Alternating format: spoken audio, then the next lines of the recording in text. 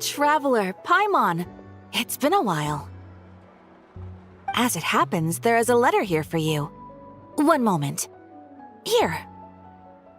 A letter? From who? Dear Diary, I'm Kale. I work as a trainee forest ranger under my master, Tainari. I'm also studying at the academia. I've been getting better and better at reading lately. Mr. Al-Haytham says that the written word is a crucial medium for exploring the world and understanding oneself. That's why I decided to start this diary. That said, what should I write about? Things are pretty quiet in Sumeru these days. Life is good. Every day is a fulfilling and happy one.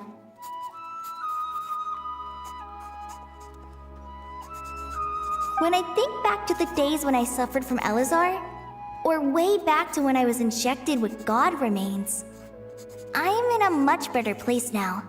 I hope it stays that way forever. I'll leave it there for now. Master said he'll take me shopping in Sumeru City today, which is great, because I've been meaning to visit the toy seller at the Grand Bazaar for a while now. Kale, time to go. Yes, Master! Huh?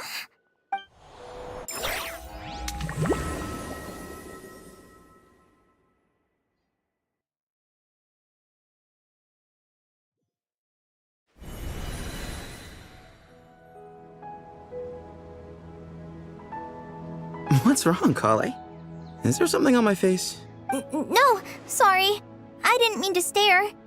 Did Master Tainari send you to pick me up? Master Tainari? What are you talking about? Tainari is the General Mahamatra. He's probably busy arresting criminals in Sumeru City. I mean, if that's what floats your boat, I can introduce you, but... Wait, Master Tainari is the General Mahamatra? But what about Mr. Sino? Sorry? Oh, you mean that guy who just joined the Vahumana Darshan? Rumor has it he's the leader of the Temple of Silence. If that's true, it's pretty impressive. Sounds like you've been getting to know more and more people since you joined the academia. That's great, but don't let your forest ranger duties fall by the wayside, okay? What's going on? Sethos is acting like he's my master, and Master Tainari has taken over Mr. Sino's job. Is this some kind of prank? If so, it's a weird choice of prank. But anyway, Sethos doesn't look like he's joking. What is this all about? Hey, you're zoning out again. I'm gonna buy some tools for the rangers. Why don't you stretch your legs a bit? It's been a while since you last visited the city, right? Wait! He's right. It has been a while since I last visited Sumeru City. Was it always like this? I mean, it feels familiar, yet somehow... something seems different. Is this really Sumeru City?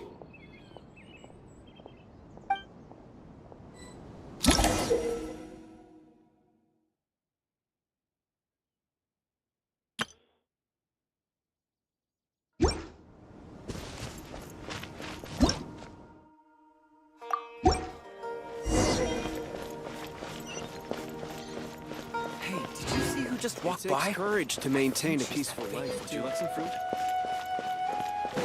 How will I ever save enough money to buy that cousin? I heard that the sage disappears without a trace as soon as he gets off work. It's a little... Lord Kabe Bay, did you get a chance to review this month's accounts? Any feedback? You mean the version you sent over a few days ago? Yeah, I took a look when I received it. I was thinking that maybe our profit margin is a little excessive.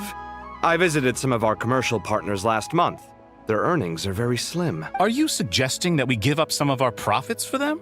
Well, since we have more than we need, yes. Making money for its own sake is pointless. Don't worry, I've already planned for it, and the numbers look fine. We can adjust the rates starting from next month. Also, about that designer you hired, I've had to revise his proposal 3 times now, but he just doesn't seem to... Let's cut our losses. Pay him his fee and send him on his way. I'd like you to get Layla on this instead. She was Cyrus's student, and she designed the Palace of Alcazarzare. Seems like a much safer choice, Who's sneaking around over there? Mr. Kave? Do you recognize this person, sir? Yes, it's all right. We've met. This is Kale, Sethos' trainee. He brought her along the last time I went for drinks with him. What brings you to the city, Kale? Is your master here too? No, this is all wrong! Why is Mr. Kave saying that too? Tainari is my master, not Sethos. This can't be real. I have to ask someone else. There's gotta be someone else out there who still remembers the truth. Hey, wait! Don't run off! How strange. What's gotten into her today? It's like everyone switched places. I guess I'll keep looking around.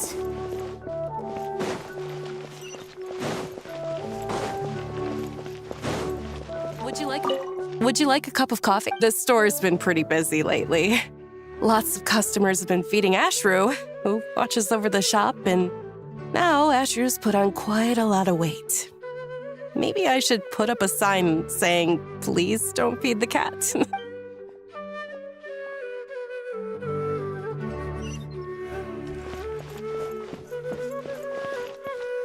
Would you like a cup of coffee? Students are under so much pressure these days. Peculiar papers come to me for review every day. I really wish they were able to relax. Lots of visitors today, I see. Welcome all. It's been a while. Hey, Rahman. You know that guy who sells face powder on Treasure Street? I haven't seen him around in a while. Any idea what happened to him? Oh, you mean a Hongar? Yeah, he got into a brawl with Shavirme on Treasure Street. He's been banned from setting up shop there for now. Seriously? Oh, well, that's a shame. I was planning to pick out some makeup for you. Oh, don't worry about it. The legendary Flame Mane discussing makeup with the Zubair Theater star dancer. Now there's something you don't see every day. Flame Mane? You know, I'm not actually sure when people started calling me that. Maybe the other Eremites thought I needed a fiercer title to scare people off? To be completely honest, I think the title would fit you better than me, Dia. You think? Can't say I've never imagined myself as a merc. If I ever give up the dancing, maybe I'll head to the desert and give the Eremite life a try. You would? Is that so strange? Oh, not at all. In fact, I've actually had similar thoughts before. If I ever get tired of sleeping out in the wild, I think I might go look for a job at the Zubair Theater. I've adored the Dance of Sub-Zeros ever since the first time I saw you perform it. If the chance ever came up, I'd love to try it out on stage for myself. Really? If our manager Sataria heard you say that, she'd hold you to it.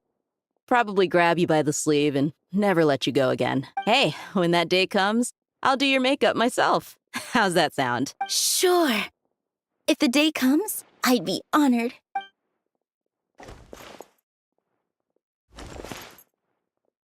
Everyone I know, everything I've ever known.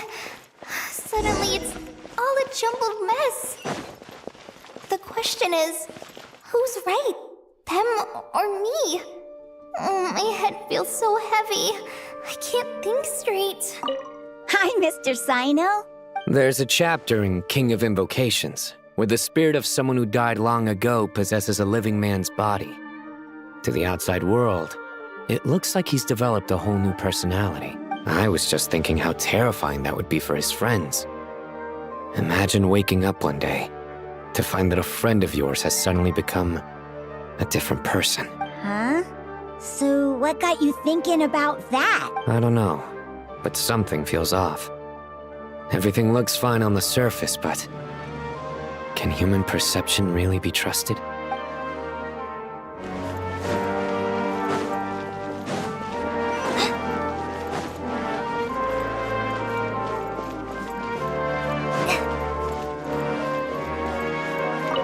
Alright, not a single Mora short. That covers you for this month's rent. What a relief. I was worried the design fees I received this month wouldn't be enough. Well, next time, don't fret. Just let me know and I'll give you a few days' grace. We've known each other long enough for that. Anyway, how are you settling in? I couldn't help but notice that you're staying up late quite often. Yeah, I can't explain it. I just feel more inspired at night. Once I get in the zone, I can race through a whole bunch of drafts, no problem. But what about you? Oh, it's just... Don't you think this house is a little small? I guess I should be used to it after living here for so many years. But for some reason, I've been feeling claustrophobic recently. I want to move somewhere bigger. Once I've made enough Mora, I'm gonna buy a huge new house. As big as... at least as big as the Palace of Alcazarzaray. That sounds really expensive. True. I'll never be able to afford it on a scribe's salary alone. I need to find another way.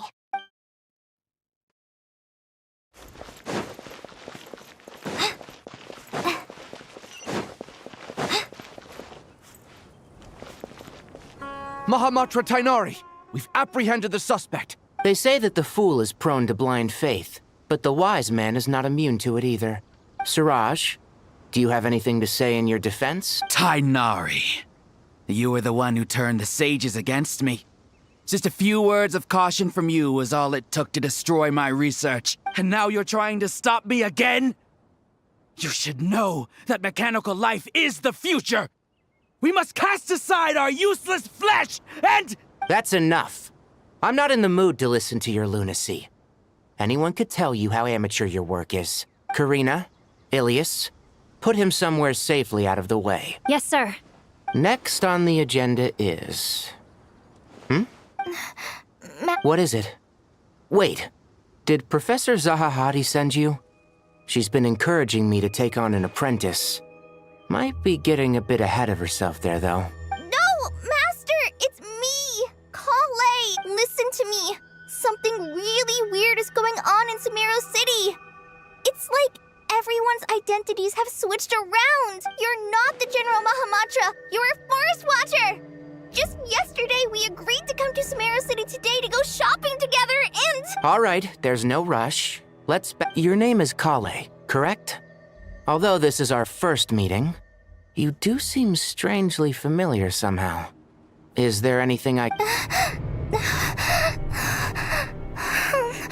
No.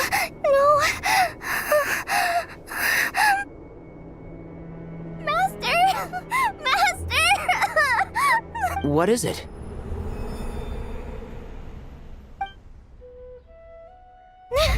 Huh? Did you have another nightmare? I've told you before, when you're tired, lay down on your back in bed and get some proper sleep. It's much better for you than napping on your front. Poor posture obstructs your breathing, which can lead to all sorts of weird dreams. Now, we're supposed to go shopping in Sumeru City today, remember? Cheer up. I'll take you to Hushang's. I heard he's got some new toys in stock. Go wash your face, take some deep breaths, and when you're ready, we'll head out. Okay. Thanks, Master Tainari. So it was just a dream. And yet, dreams can sometimes be a warning of things that will soon come to pass. Who said that? That dream felt unusually real, didn't it? Here's my suggestion. Since you're heading into Sumeru City anyway, you may as well tell Lesser Lord Kusanali about everything that happened. And just to be on the safe side, I think you should also inform your 2 traveler friends who once helped save Sumeru. I'd write them a letter if I were you. Time is short. A storm is coming from beyond the bounds of fate.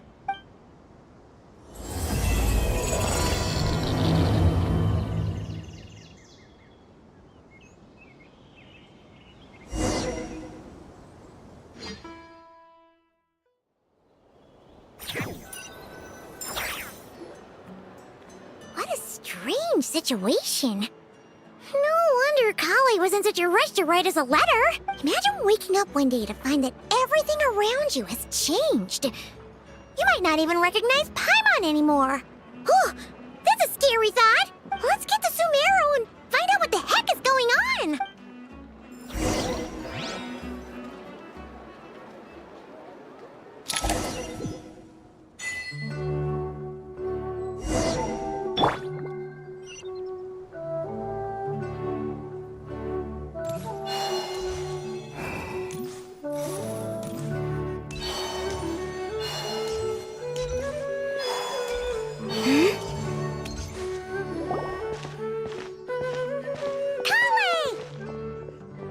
Traveler! Paimon! Thank goodness. I'm so glad you made it. Of course. We won't let anything happen to you, Kale. So, what's going on in Sumeru City? Looks like lots of people are moving or something. Yeah, I was just gonna say. After I wrote my letter, Master and I went to Sumeru City and told the Dendro Archon everything that I experienced, from start to finish. She was silent at first. It seemed like she was deep in thought. Then the next day, we got told that she was ordering everyone to leave Sumeru City immediately and move to Caravan Rebot. The entire population of the city has to move? Not just Sumeru City.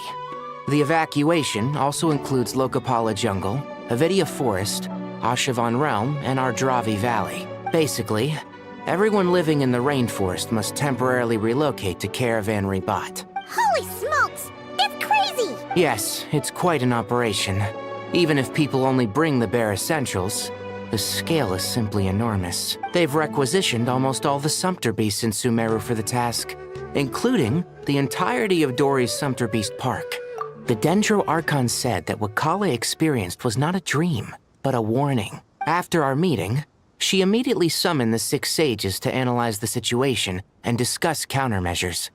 They concluded that the events seen in the dream are very likely to become a reality, and that an unknown danger is rapidly approaching. Oh, please keep that to yourself. We don't want to cause widespread panic. The official reason they've given is a large-scale renovation of the rainforest ecosystem. People are skeptical, but there haven't been any major incidents. So far, at least. The Dendro Archon seemed really worried when we spoke to her. She said you can go visit her in the Sanctuary of Surasthana when you arrive. She also said she'd hold out until the very end. Tighnari? Kale?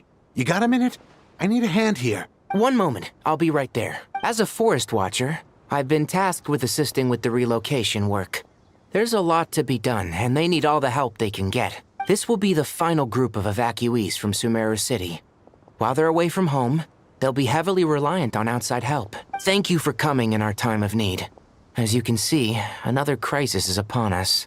Excuse me, sorry to trouble you, but could you help an old man find him? Where's my mom? Where did she go?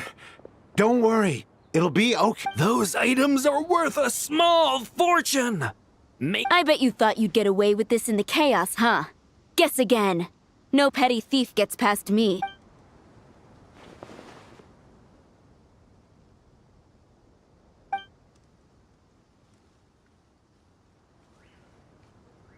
We should go help the evacuees. See you around. I'm so glad that you believed me and came all this way to help. It means a lot. Please stay safe. Don't worry. We may not know exactly what's going on yet, but as long as we stick together, we'll find a way through this. Goodbye! Look after yourselves! Will do. See ya! Whew. Paimon's not sure how she found the words to comfort Kale because, honestly, she's kind of nervous herself. Let's head to the Sanctuary of Surasana and see Nahida.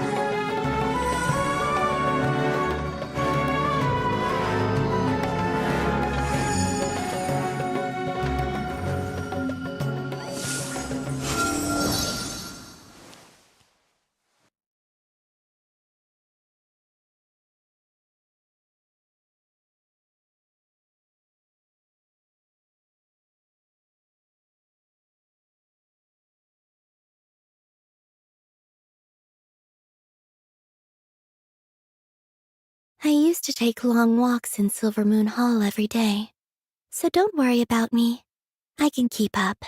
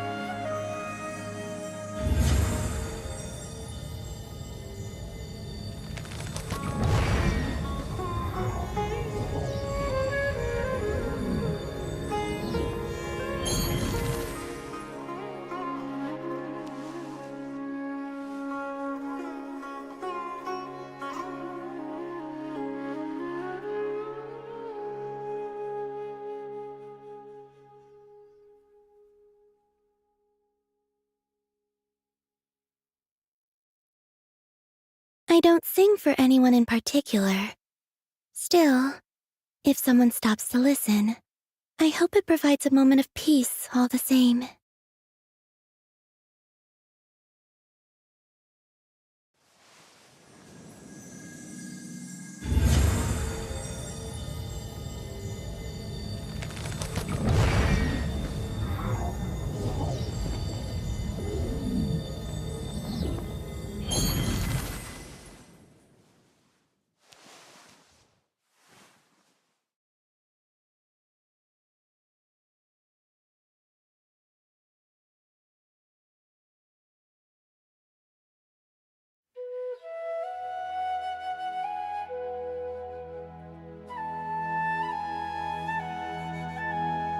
I used to take long walks in Silver Moon Hall every day, so don't worry about me. I can keep up.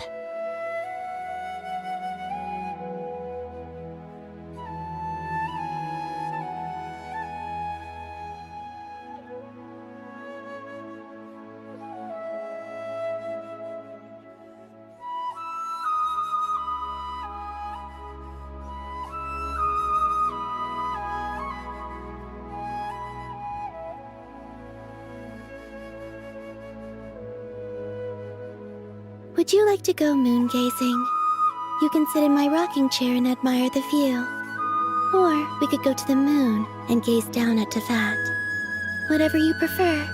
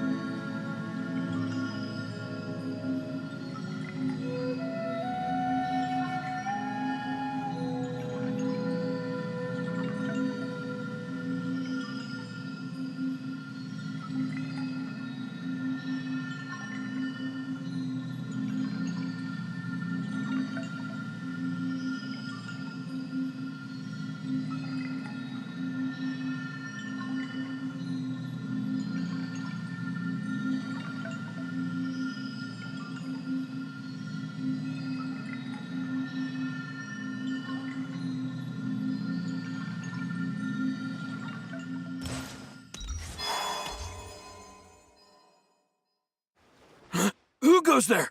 No unauthorized access to this place. By order of Mahamatra Sino.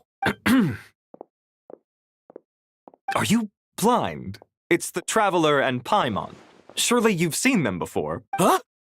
Oh, so it is. I'm sorry, I haven't been sleeping well lately. My nerves are a little frayed. The Dendro Archon is in a very vulnerable state at the moment. Mahamatra Sino is concerned that our enemies might choose this moment to strike, so he's ordered us to strengthen our defenses. Just seeing you two again already puts our minds at ease. Please, enter. I'm sure everyone's expecting you.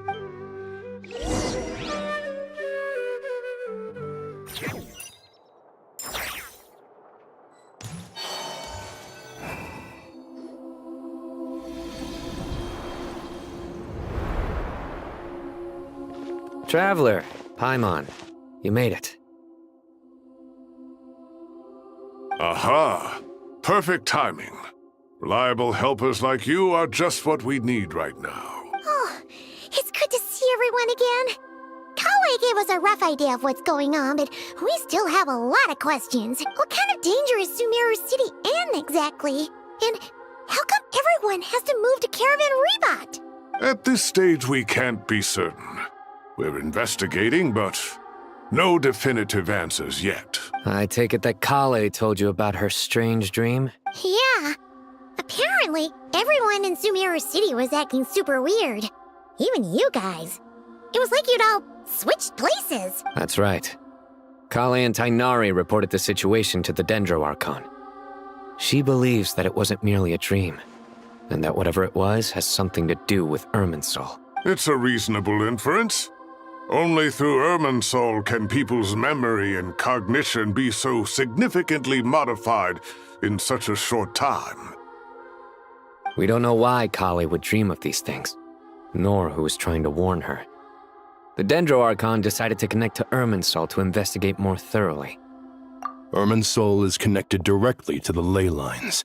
The tree serves as a central hub where the ley lines converge, and its core function is to record and store the world's knowledge and memories. But something has gone awry, severely compromising the performance of this core function. Information is bottlenecking inside Irminsul, hampering the ley lines' flow. If this continues, new information will languish unrecorded, with existing records thrown into disarray. In short, the souls of the dead will be stranded, while the living have their sense of reality warped. In the long run, Kale's dream could well become a reality. And that's just the beginning. There's no telling what other nightmares could end up coming true.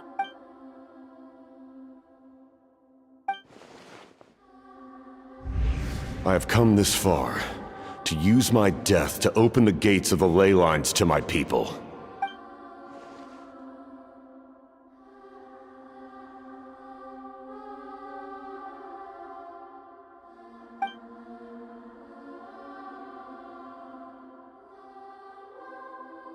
Faced with a growing backlog of information, the Dendro Archon decided to connect herself directly to Irminsul and take over the recording and processing function herself. But it is an almost impossible task.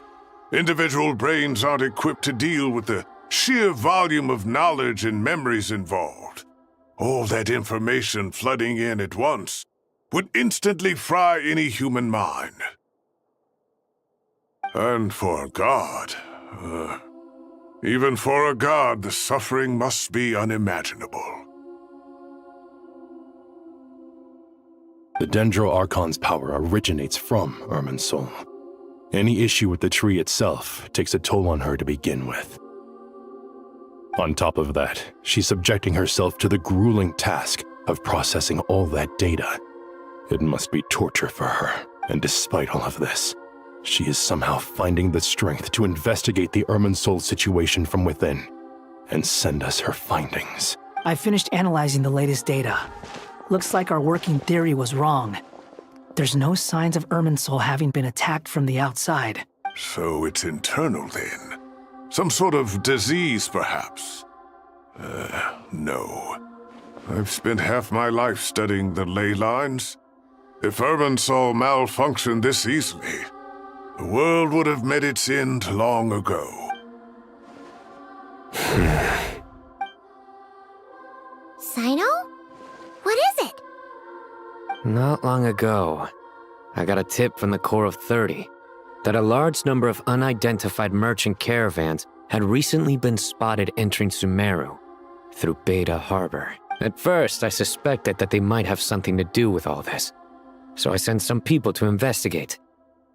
But if Irminsul wasn't attacked from the outside... Don't you think there are more important things to worry about right now than guessing who's behind all this? It's been over 12 hours with no new intel. If even the Keeper of Irminsul is this badly affected, you can imagine how bad things are in there.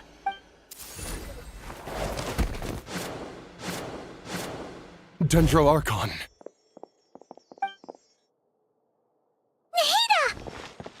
What's wrong? Her breathing is weak, and her elemental energy levels are dangerously low. Looks like it's time to move to the backup plan. What's the backup plan? Get out of the city and take the Dendro Archon with us. The entrance to Irminsul is directly beneath the sanctuary of Surasthana. That means this is ground zero if anything goes wrong. The Dendro Archon has a very strong connection to Irminsul. But theoretically, this connection should grow weaker with distance. Under normal circumstances, she could unleash her full power here. But with Irminsul out of control, our first priority is to get her away from here. The situation is critical. There's no time to deliberate. Everyone in agreement? I'll deal with it. I'll also let the Matra and the Corps of 30 know to start evacuating.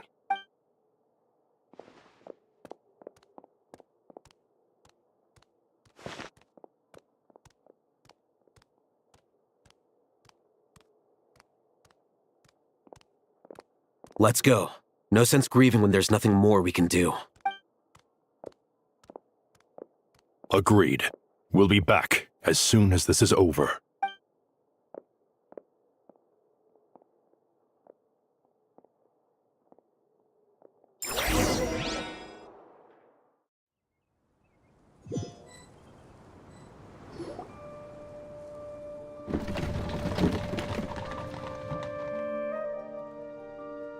The last group of civilians has been safely evacuated.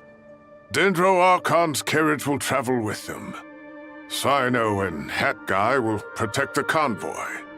With the Dendro Archon in a coma, we've lost our means of investigating the situation. And with Irminsul still deteriorating, we have no choice but to evacuate Sumeru City. Feels as though we're being pushed along by an invisible hand. Stop moaning, Cyrus. We're the teachers here. We should be showing a little more confidence, don't you think? A wise judgment. Let's move out to Caravan Rebot.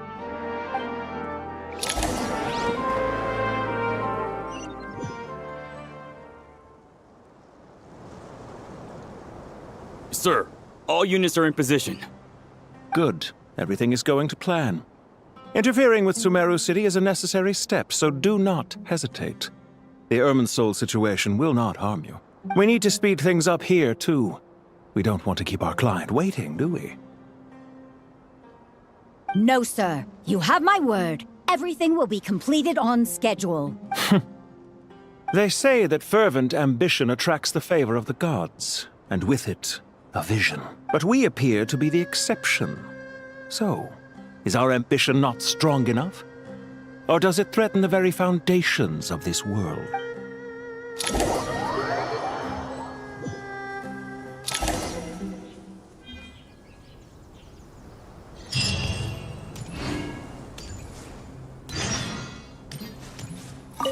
Hat Guy! What? Nothing.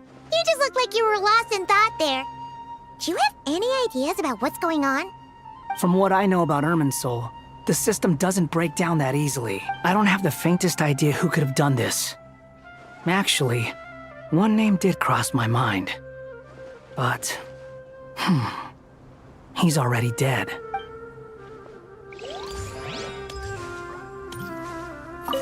So, can I assume that this period of time away won't count as... Sure.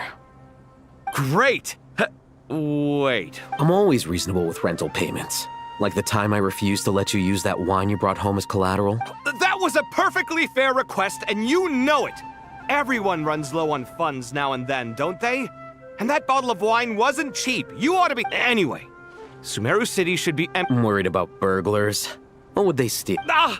I'd almost forgotten about that. Oh, I only went and hung it up in the... Well, no one but you gave it a second look while it was on display in the shop. You say that, but what if... Then you can only hope he shares your taste in expensive wine as well. Always worth having some collateral. You...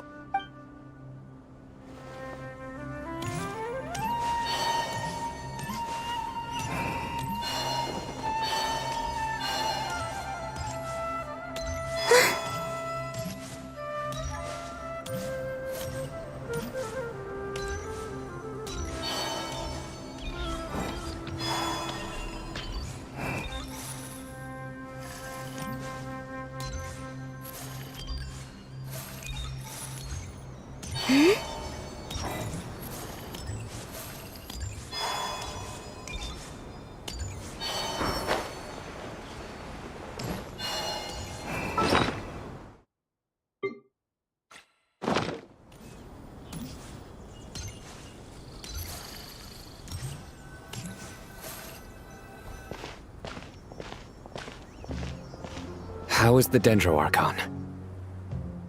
Her breathing is steady. I prepared some therapeutic incense for her, but it hasn't had much effect. Her vitals are still very weak. Based on the information you've provided, I have a working hypothesis.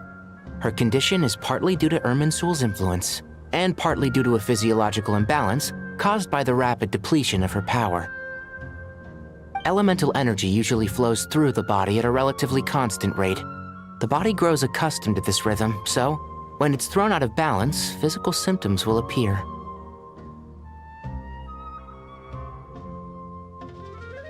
Is this similar to the ley lines? Overloading and withering both directly affect their vitality, potentially causing irreversible damage. Correct.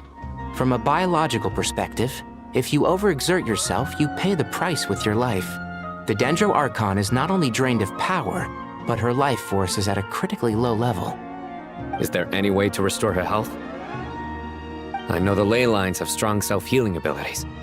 As long as any blockages or pollutions are dealt with, they can quickly regain their vitality. But what about people? Well, gods. What's their capacity for self-healing? Before we think about that, there's a bigger predicament to resolve. Restoring the Dendro Archon's power requires us to heal Irminsul first. But that will be extremely difficult without the Dendro Archon's power.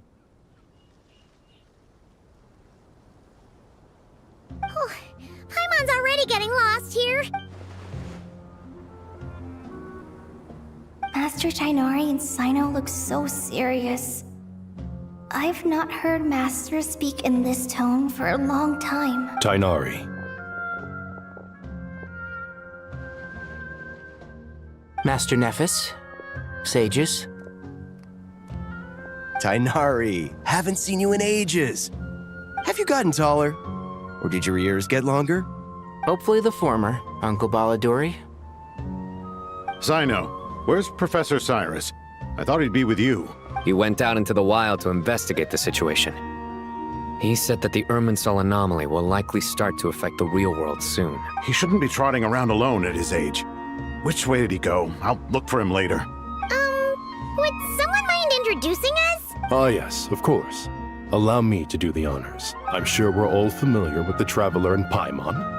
They're the heroes who helped foil Azar's conspiracy and save Sumeru. These gentlemen and I are the 6 current sages of the Academia. Balduri and I are part of the Old Guard, while the other 4 took office after Azar and his clique fell from power. We have Sage Alkindi of the Spontamad Darshan, Sage Farnas of Kasharawar, Rataoist Sage Shakir, and finally Harabatot Sage Rusht. Nice to meet you all! I've heard much about you. Delighted to finally meet you in person. You're younger than I imagined for someone with the power to stand up to fate itself. Thank you for lending your aid to Sumeru once more. Once we're on the other side of this, could we get a photo together? My daughter has a friend named Isak. He's always talking about you two. Of course! No true hero would deny a child their wish. Back to business. So with the Dendro Archon currently in a coma, the people have taken temporary refuge at Caravan Rebat. But they cannot stay here forever. We need to come up with a plan as soon as possible. Fernas, any thoughts? Well, firstly, having reviewed the data, I'm inclined to agree with your assessment. This doesn't look like an attack on Irminsul from the outside. Rather, it resembles a malfunctioning machine. Calculations going haywire and sparks flying. That being said, before we consider how to fix it, we need to understand precisely what has gone wrong. Furthermore, we somehow need to ascertain this without relying on the Dendro Archon's power. We have no direct access to Irminsul. However, we might be able to gather the information we need from the ley lines. Study the branches to learn about the trunk, in other words. Wait, is that what Cyrus is up to? I wonder he ran off to research in the wild. Curse always one step ahead of me, isn't he? I heard that while in the sanctuary of Surasthana, the Dendro Archon had to serve as the central information hub herself. This is a clear sign the situation within Irminsul might be far worse than we can imagine. Irminsul is vital, not just to the safety of Sumeru, but to all of Teyvat. We must be the ones to bear responsibility for this world. To be on the safe side, I think we need to consider some backup plans. Are you saying we should consider a scenario in which Irminsul is completely destroyed? I'm merely pointing out that the possibility exists. You have a valid point. But until worst comes to worst, I believe we should focus our efforts on resolving the Irminsul anomaly and helping it recover. Kale, I understand that you were the first to foresee this crisis. If it's all right, I'd like to talk with you about it in more detail. Of course. But even I don't know how I came to have that dream. If there are no signs of external damage, could it be a stress fracture? Metals tend to suffer from this issue with long-term use. And Irminsul has existed for centuries, after all. It's possible, but surely a stress fracture would be more likely to cause a complete shutdown rather than chaos. Sages, General Mahamatra, sorry to interrupt, but something has come up. What happened? Some citizens didn't believe that Sumeru City was really in any danger. They slipped away and hid during the relocation, intending to return home. How many people are we talking? About a dozen. Sakura found them while on patrol, but they appeared to be suffering from psychosis. For whatever reason, they were trying to kill each other. By the time we arrived, there were only 2 survivors. One was unconscious from their injuries. The other tried to attack us, but was subdued. Where did this happen? Near Yasna Monument. That's not far from Caravan Rebot. Master. I know. The Irminsul anomaly is beginning to have effects in the world. I didn't expect it to spread to Yasna Monument so soon. It almost feels like we're being chased relentlessly, with no time to catch our breath. Sir Cyrus said the same thing. He sent me back to report in, while he continues investigating. I'll go join him. Count me in too. Don't let my age fool you, I can still fend for myself. Very well. Meanwhile, the rest of us will continue discussing our next steps. Get back soon. Take care of yourselves. It's getting dangerous out there.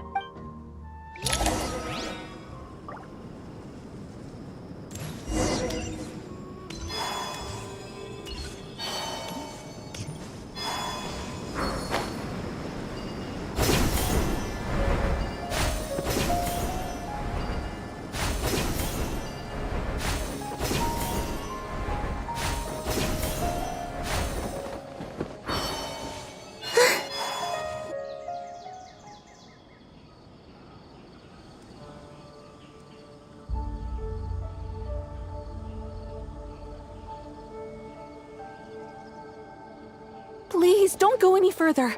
As you get closer to Sumeru City, there's no knowing what dangers you might encounter. So this is our mentally disturbed man? I'm going to gut you all!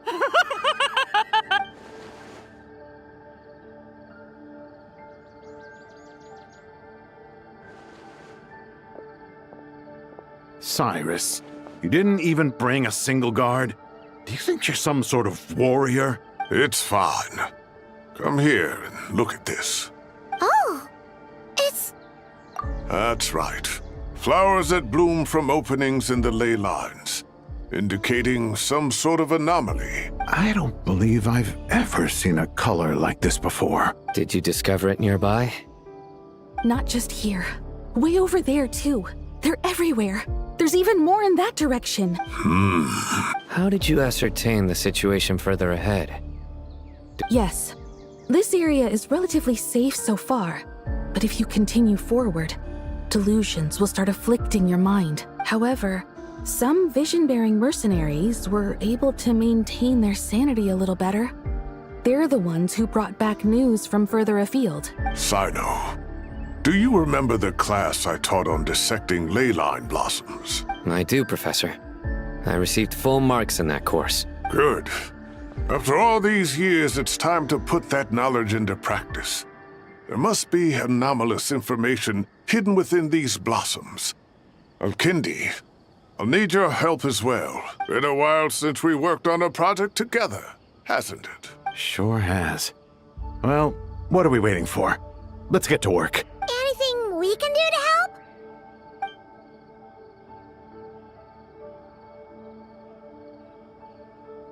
Will you need my help?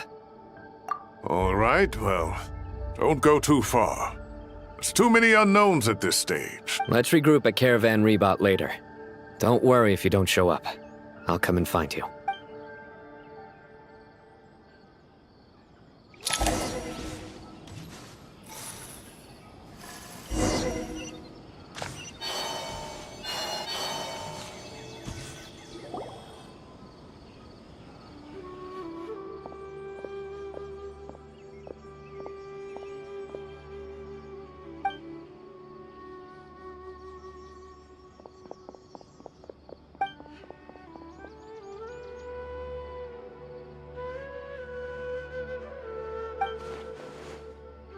That should be the heart of Oasis. All we need to do is light it with the fire seed, and it'll restore a pep with elemental power. The damage it suffered internally will also slowly begin to heal.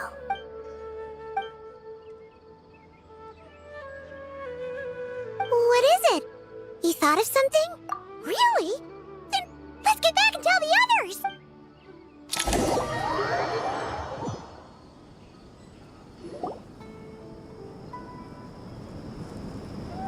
Whew. Glad to see you've returned safe and sound. Any longer and we would have gone out looking for you. Well, this is a nice surprise. Paimon sure feels better with everyone we know here. We've made some progress, so let's start by giving you and Paimon a quick update. By dissecting the ley line's blossoms, we've been able to deduce that although Irminsul is experiencing an anomaly, it has not completely rejected access from the outside. The Dendro Archon has the power to connect to Irminsul, but there's also another way. I assume you recall the devices everyone was wearing when you first arrived in Sumeru? Devices? Oh, wait. The Akasha terminals? That's right. Of course! It's been so long, Paimon almost forgot all about the Akasha. Wasn't it shut down, though? Yes, but although the system isn't currently operational, the technological infrastructure is all still there. And it turns out that a certain someone gets so bored at work that he's actually read through every single one of the instruction manuals. No prizes for guessing who that was. If praising others is that embarrassing for you, you can simply spare yourself the ordeal. As much as it pains me to say anything nice about him, there's no denying his intelligence. He rarely forgets anything he's read. The Akasha is exactly what Sumeru needs at this moment. Between us, we should have all the knowledge and expertise we need to get it up and running again. But if I recall correctly, doesn't the Akasha need a Gnosis to function? That's exactly right. The Akasha relies on the Gnosis as a power source, and in its absence, we'll need to find an alternative. Namely, to the Temple of Silence. Ring any bells? It's the only major institution in Sumeru dedicated to preserving the knowledge of King Deshret's civilization. You might find the answers you're looking for hiding there. I agree. There's a good chance. Master Nephis and the other sages have discussed it. As the chaos from Irminsul continues to spread, Caravan Rebot won't be a safe haven for much longer. We have to move into the desert next. The scholars and sages will head to the Temple of Silence, while the civilian population seeks refuge in Aru village. The Eremites will keep everyone safe during the journey, and Candace will be there to receive us at the village. This leaves us just one thing to worry about. That Dendro Archon. She's very weak. We can't afford to wait until Irminsul is fixed. Huh. Well, luckily, the Traveler had a eureka moment while we were out investigating. Really? Wow, nice one, Traveler. Let's hear it. What say our Amorta experts? Theoretically, it's feasible. From what you're saying, although elemental life and elemental energy have their differences, the Dendro Archon has explicitly stated that she can imitate the power of the former, in which case, as long as a Pep is willing, she should be able to convert her own power into a form that the Archon can use. It wouldn't be difficult for her at all. The only problem is convincing her to help. Yeah! Even though she wasn't exactly friendly the last time we met, she didn't refuse to talk with us. When she realizes the danger that Nahida is in, Either way, we're not exactly spoiled for choice here. Hey, it's better than having no options at all. I agree. Without Irminsul's aid, the legendary Dendro Dragon Apep may well be the only living thing in Sumeru who can help our Archon recover her power. There's no time to lose. I'll bring this proposal to Master right away. If he and the other sages agree, we'll split into 3 teams. The academics will go to the Temple of Silence to look for a solution to the Akasha problem. The Eremites will escort the civilians safely to Aru village, and the Traveler and Paimon will take the Dendro Archon to see Apep. There's still a long road ahead, and no knowing if we'll make it. But at least... If there are no objections, then let's proceed. But before we adjourn, I would like to leave you all with some parting words. No matter the distance between us, there will always be an invisible force tying us together. May the bonds forged in the past shine bright like stars and open a new path before our feet. Huh. Is that from King of Invocations? No. This one's from King of Invocations, the sequel. What's the difference? The sequel's much cooler. Couldn't agree more. Well, it was very apropos. Once this is all over, I'll give everyone a copy of King of Invocations and the sequel to show my gratitude. Come on, let's get moving.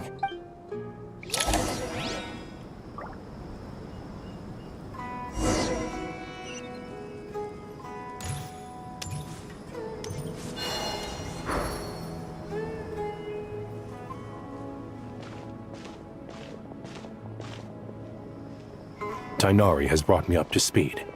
I approve of your plan of action, but we can't proceed with everything right away. The people need to rest.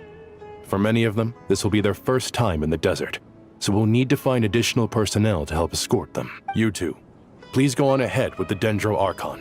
Let's rendezvous at the Temple of Silence later. No problem. We got this. Words can't express my gratitude, so let me just say, I hope everything goes smoothly for all of us.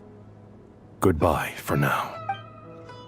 All right, let's get going. If Paimon remembers correct, Traveler, Paimon. Could I call it? What's the matter? Well, the thing is, Master Tighnari once told me, after you raise a problem, you should think about how to resolve it. But ever since I had that dream, I feel like I haven't been of any help at all. I tried my best to keep up with the conversation, but there was so much new information. Paimon knows exactly how you feel, but fear not. Everything you need to know is right here in Paimon's notes. Sumeru chapter. It's got tons of info about all the things we've seen and heard on our adventures. Some parts are a little simplified, but you see? Being the greatest guide in Tibet isn't just a fancy title. It takes a lot of hard work. Paimon doesn't always understand the things you're talking about with other people. Whenever that happens, she notes down the confusing parts and goes over them in her own time. This is perfect. Sure. Matter of fact, you can keep it if you want. Paimon has another copy. The spare copy was originally meant for the Traveler. Paimon used to worry that one day he might not need a guide anymore, so she wanted to have a pet. It doesn't seem so necessary nowadays. We have so many more places to see together. One copy will be enough for both of us. Thank you so much. But still, these are your treasured memories. Anyway, that was all. See ya! Alright, time to bring Nahida to see a pep. Let's hope that old grouch is in a negotiating mood.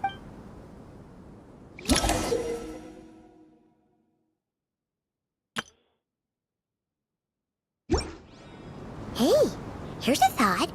If we brought Nervalette along, do you think he could help us persuade a pep to help? Actually, never mind.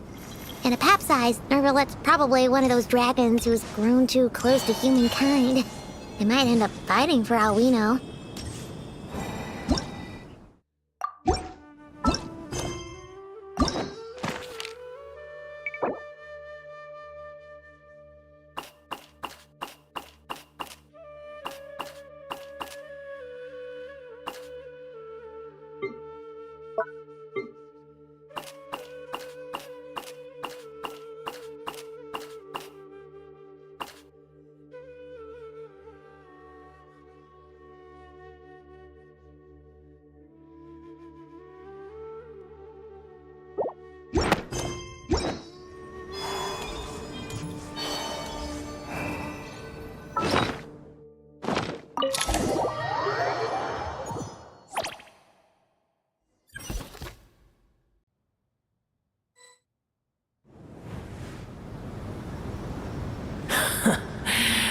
I had a feeling your kind might come calling.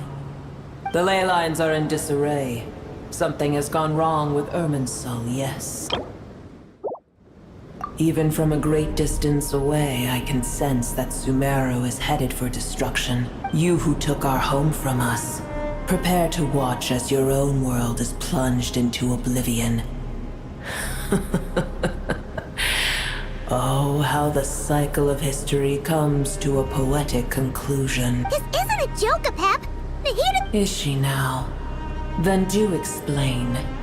For what reason should I lend Boer my assistance? Apep, if you truly despise gods and humans so much, well, after the great humiliation of being helped by a god in the past, shouldn't you be jumping at this chance to balance the scales? Now that is a compelling reason. When El Ahmar plotted against me and I was tortured by forbidden knowledge, it was Boer who saved me from agony. And though I regard with shame the pity of my enemies, to receive aid without repaying it would likewise tarnish a dragon's dignity. Oh, tiny Boer, puny humans. Just this once I shall deign to show you the true power of dragonkind. Whoa! It's happening again! We're gonna get sucked in!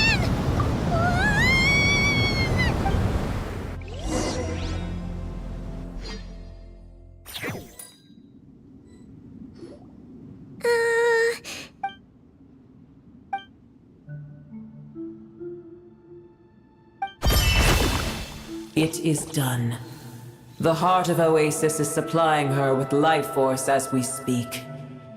It shall not be long before she recovers. But I should warn you. Boer's existence is closely intertwined with Irminsul. Unless the issues plaguing it are resolved, she will never completely recover her former strength. Thank you. Spare me your words of gratitude. You may also spare me your feigned concern. A dragon's sovereign's power is far greater than you can imagine. While I was indeed weakened when the heart of Oasis ran dry, providing tiny Boer with a morsel of my life force shall have little consequence for me. Oh, good to hear.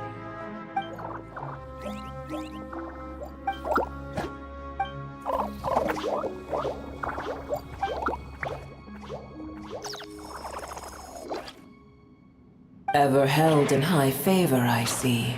Oh, well, The compliment was sincere. Simply accept it.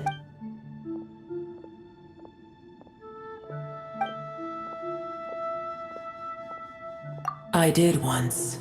That tree was not planted by the heavenly principles. Irmin's... What? There was a time when it belonged to Tevat, to dragonkind. Its appearance and function then differed greatly from today. The ley lines flowed with an abundance of a familiar, primitive form of elemental energy. You may know it as the power of the Light Realm.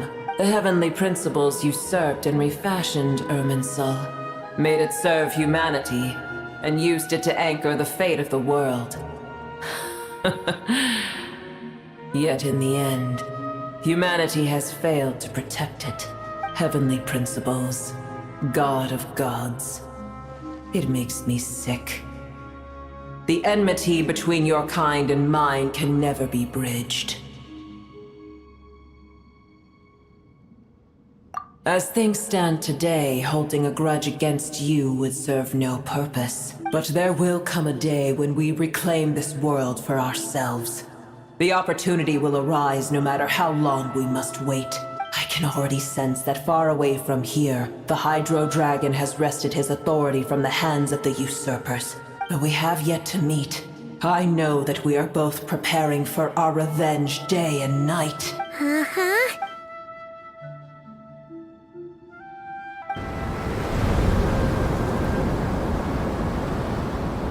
I hear a great disturbance out there. Huh? What is... Sandstorms come. The Jinn.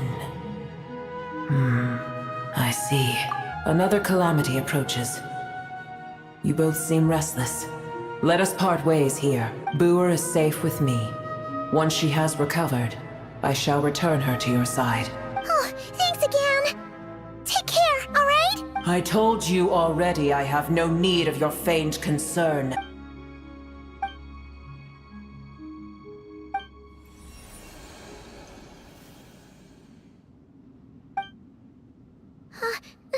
Nahida? You're awake! Are you okay? Cease your interrogation. Yes, she awoke for a brief moment, but she has now lost consciousness again. Take it. We shall talk more at another time.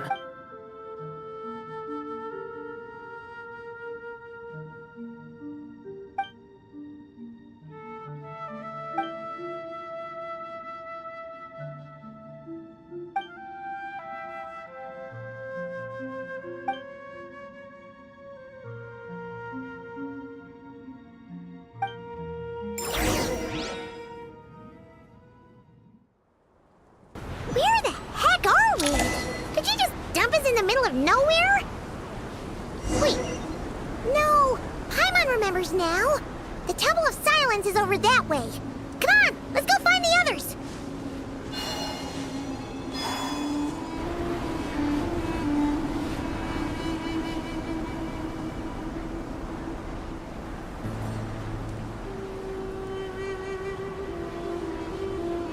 There's no need for everyone to stay here. I'll protect the sages. The rest of you, return to Aru village. Yes, Mahamatra Sino.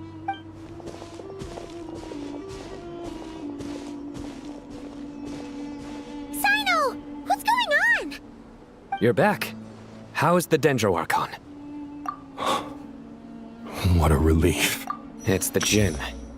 Countless Jinn have stirred up violent sandstorms across the desert, blocking our path to the Temple of Silence. Tainari and Kale have returned to Aru village to help. The Jinn are being highly aggressive, so both the village and the merchant caravans require protection. It's just one thing after another. Where did all of them come from anyway? In all my trips to the desert, I've never seen anything like this before. As I see it, the only possible candidate is Gurabad. Gurabad? Baladuri could explain in more detail if he were here. All I know is a rumor I've heard about from previous trips to the desert. Supposedly, a great number of dormant Jinn lie sealed beneath that city. Gurabad is, for me, a fated land. I must therefore return back to this city, where my destiny awaits me still, my master. I am sorry that I couldn't stay by your side for long, and that I could not have more time to get familiar with you. Lilipar. Yeah, we once said goodbye to a friend there. Well, maybe not a friend exactly, but someone we met on the road anyway. She was a strange bottle. If we can find a way to wake her up, maybe she can help solve the situation in Gurabad. Well, be careful. You may find there's more than just the Jinn to worry about. You mean, there are other dangers in Gurabad? It's a sensible assumption to make. The moment we arrived in Caravan Rebad, the Irminsul anomaly started spreading in that direction. Now we've moved to the desert, and suddenly we're plagued by Jinn and sandstorms. To call it a coincidence would be a stretch. Don't worry, we've gotten a lot stronger since our last stint in Sumeru. Ah! When did they show up? It appears the monsters native to the desert have been stirred by the Jinn's activity.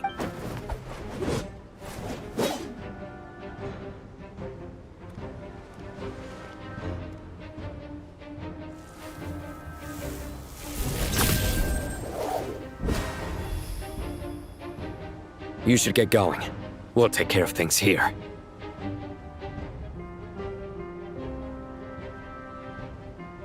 You too. Don't do anything too risky. You got it?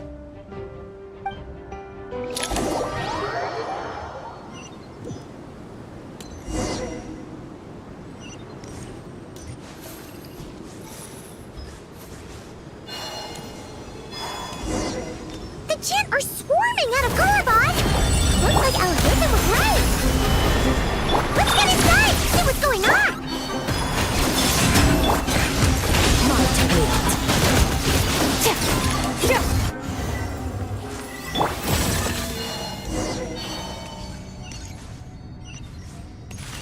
They just keep coming!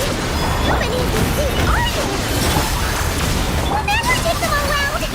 Let's just head further inside for now!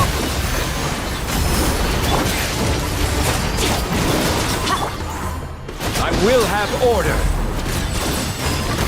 Solidify! Installation chamber.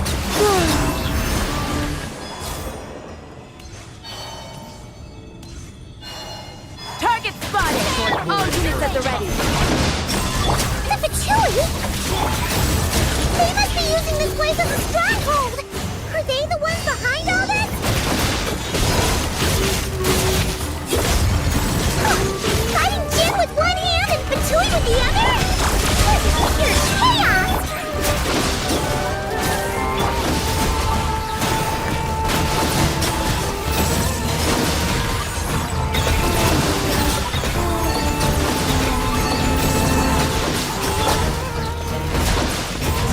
is order.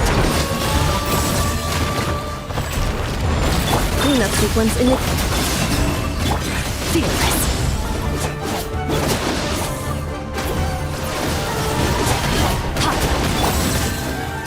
Solidified! Fearless. Paradigm shift.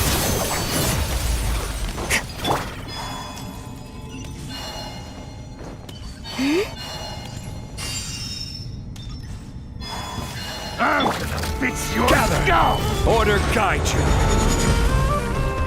Defensive mode.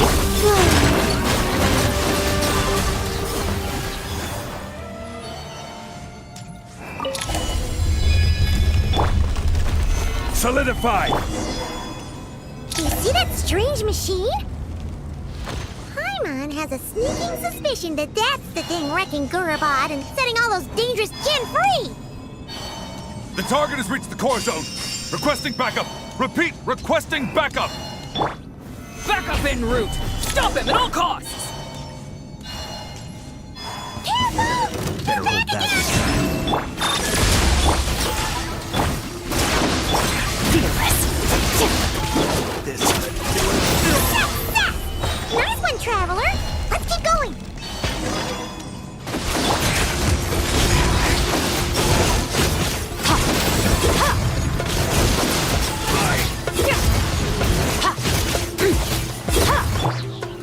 Solidified!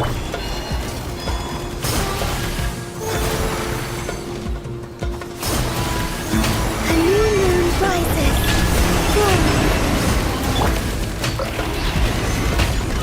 This is order.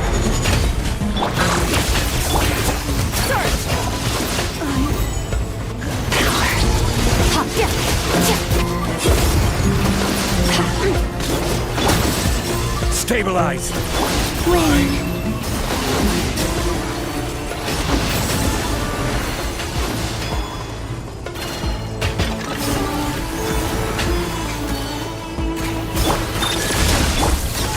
Solidify. This hunk of junk's gone kaput. Now we can finally...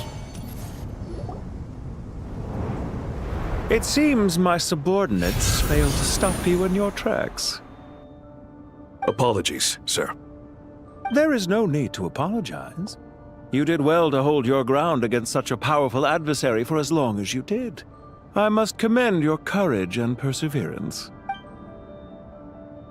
So, you're in charge here, huh? First the problems with Irminsul? I'm afraid I cannot answer that. I assume you aren't naive enough to expect answers from an enemy. Oh, this guy is so... However you want to spin it, you're clearly involved in this somehow. So you can either start talking, or we'll have to make you talk. Let's get him! Traveler, what's wrong?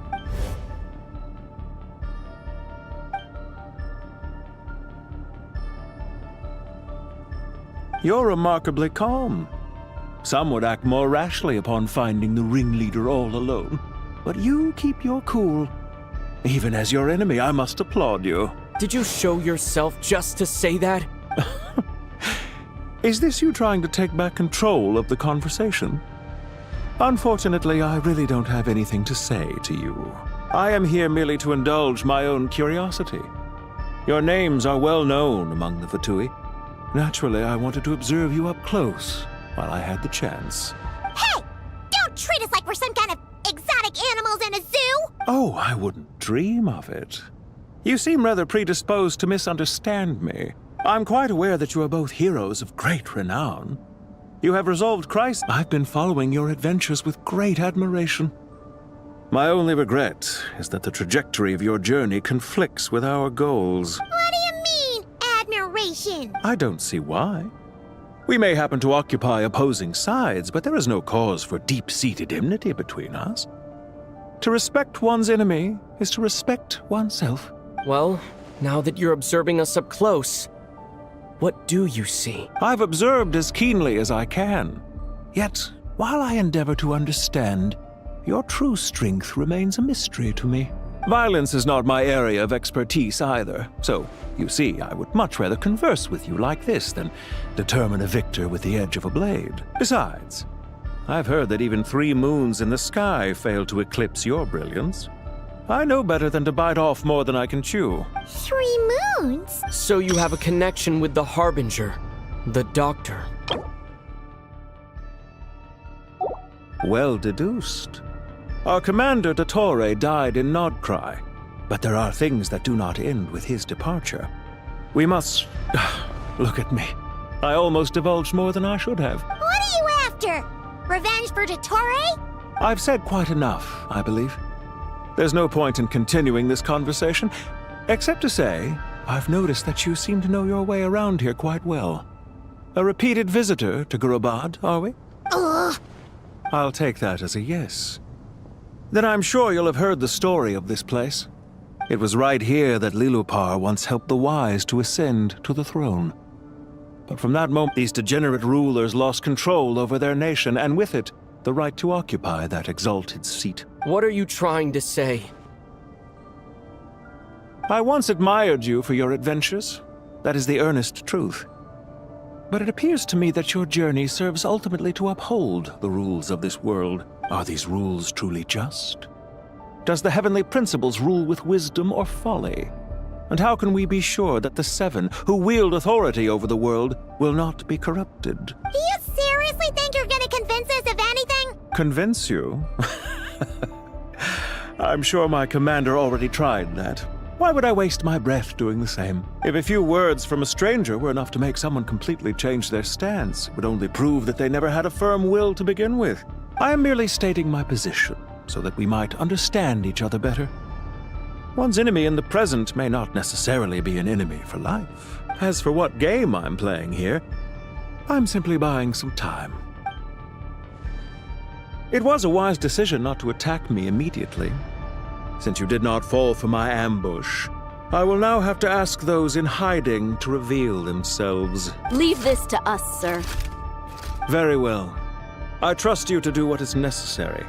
Stall him while I execute the next step of the plan. Sumeru City, Irminsul. Hey! Stop right there! Don't you— All units, stop them! Protect the commander! Did you hear that? He mentioned Sumeru City and Irminsul! He definitely knows something! We can't let him get away!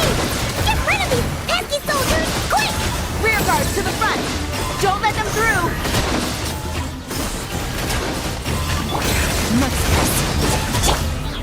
Gather! Get that thing in position! Hold on! Just a little longer!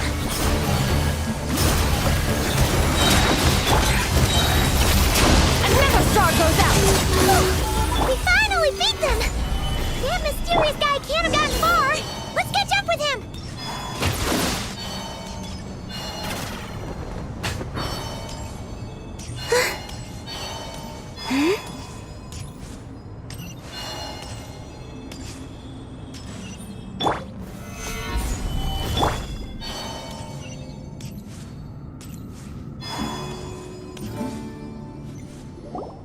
Found him! Over here! You're very persistent. Hey, you! Stop running and explain—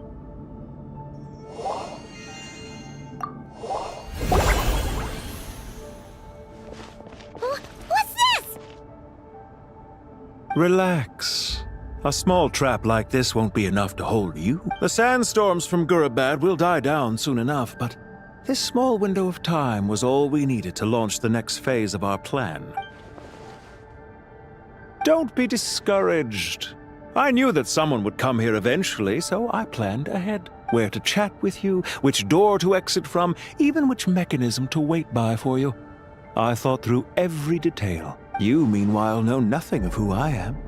So far, you've only heard my voice, and for all you know, it may not even be real. But not to worry.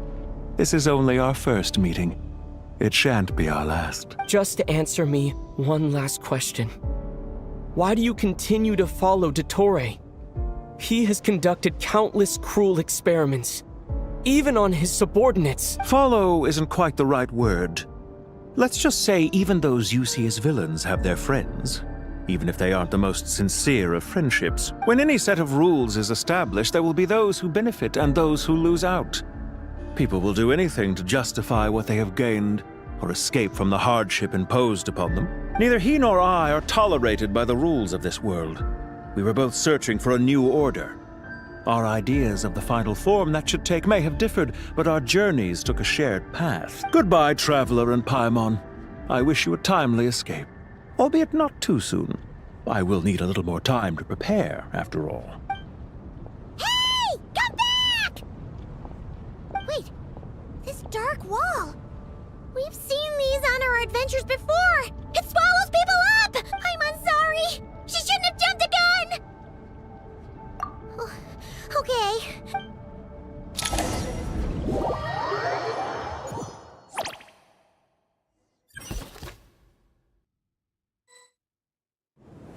Sino and his team are guarding the north. We'll take this side. There's so many Jin. We can't let them get into Aru Village. Don't fret. I am well prepared for this situation. Huh. So you have a solution? Perhaps you're unaware that I have a trusty genie partner of my own, Plumpy. If I send her to negotiate with the other, off you go, Plumpy.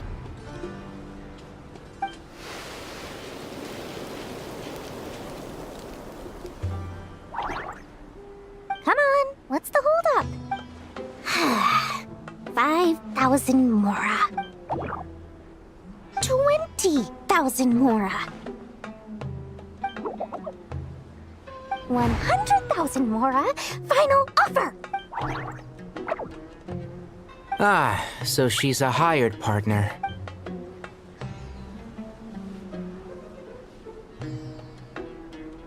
Hired partners are reliable too. Plumpy here is a highly skilled negotiator. You'll see. Just a few words from her and...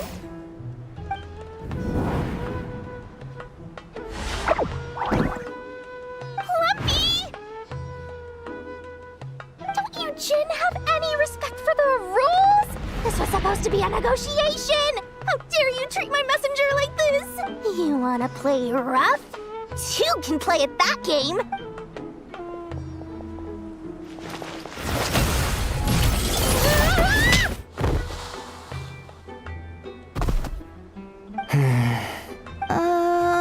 Looks like it's up to us now.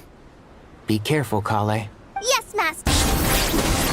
You were trying to help a child retrieve a lost toy when you stumbled upon Spino Crocodile territory by mistake. Yeah, I remember. Our first time fighting side by side. Fighting side by side? I seem to recall swooping in to rescue you with a team of forest rangers. Please stop. Let's nip that in the bud. Front and shroud.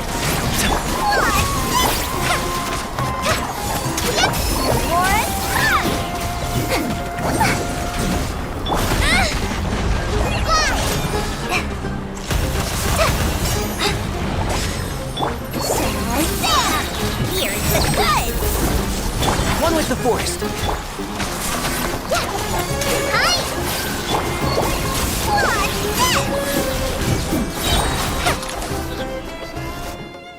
There's too many of them! I can't believe I used 12 rare items in one battle! Ugh. I shudder to think how this is going to affect this month's accounts. The sight of that glaring deficit might be more than my poor heart can take. Tainari, how's the situation on your end?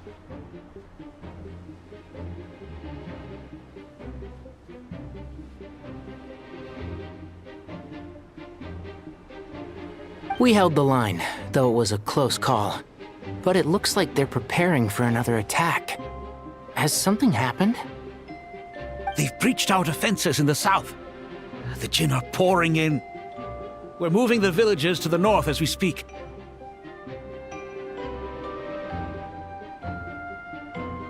We're hemmed in. This is getting precarious.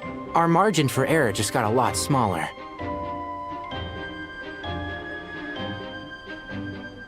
That's why we wanted to confirm your status. We need to consider our next move carefully. Bad news! Another line of defense has been breached. Kale, go with them and assess the situation. Dory and I will hold the line here. But Master! This is not a discussion, Kale. Don't worry about us. She clearly still has plenty of tricks left up her sleeve. Wait, you can't pin all your hopes on me? Oh, great. I've almost run out of the things I brought with me, and the rest is... Master? Need any help? Huh? What is it, Kale? If things continue like this, it won't be long before Aru village is overrun by Jinn, and the sandstorms are sure to follow in their wake. I do have a plan, but I can't guarantee it will work. I don't care. Whoever you are, please just help us. The only one who can help is you. I am merely here to guide you along the correct path. I am a spirit created at the beginning. I am a flickering illusion. I am the shimmering light that flows from the eyes of the Creator. What do you mean? It doesn't matter. You don't need to understand it. Just repeat after me, one line at a time. Watch out! Jinn incoming! I am a spirit created at the beginning. Here goes nothing! I am a spirit created at the beginning.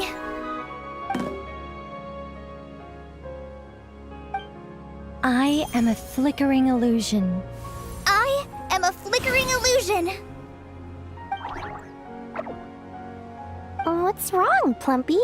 I've never seen you so agitated before. But how do you... Do you know what Kale is reciting? I am the shimmering light that flows from the eyes of the Creator.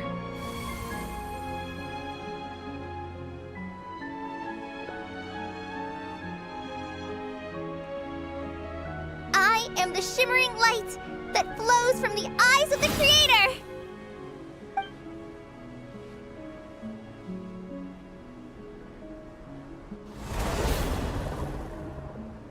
It's a song composed by the goddess of flowers, but very few records of it remain, even in historical texts. All we have is a few fragments. Is Kale an avid historian? Not to my knowledge. The Jinn have actually quieted down. Although... no, it's more than that. It looks like they're showing... submission. Clearly the songs left by the goddess of flowers have a soothing effect on them. At the very least, they're much calmer now. Really?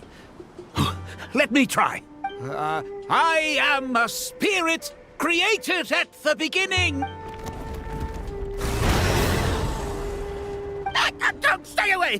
I'll stop. I'll stop. It seems like the song only works when Kale recites it.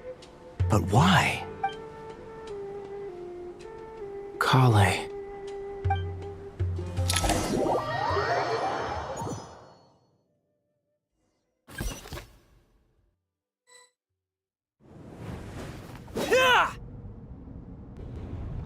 Any luck?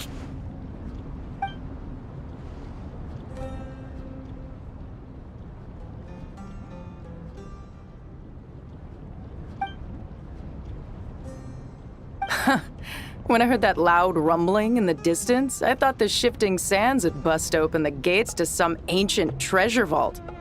Turns out it was just you guys. Huh? Wait, that sounds like... It's been a long while. Did you miss me? Jet! Ben! Let's save the catching up for later. First, I gotta get you guys out of there. This should be the right mechanism. Ben, can you handle it? There we go. Come on, let's leave this place.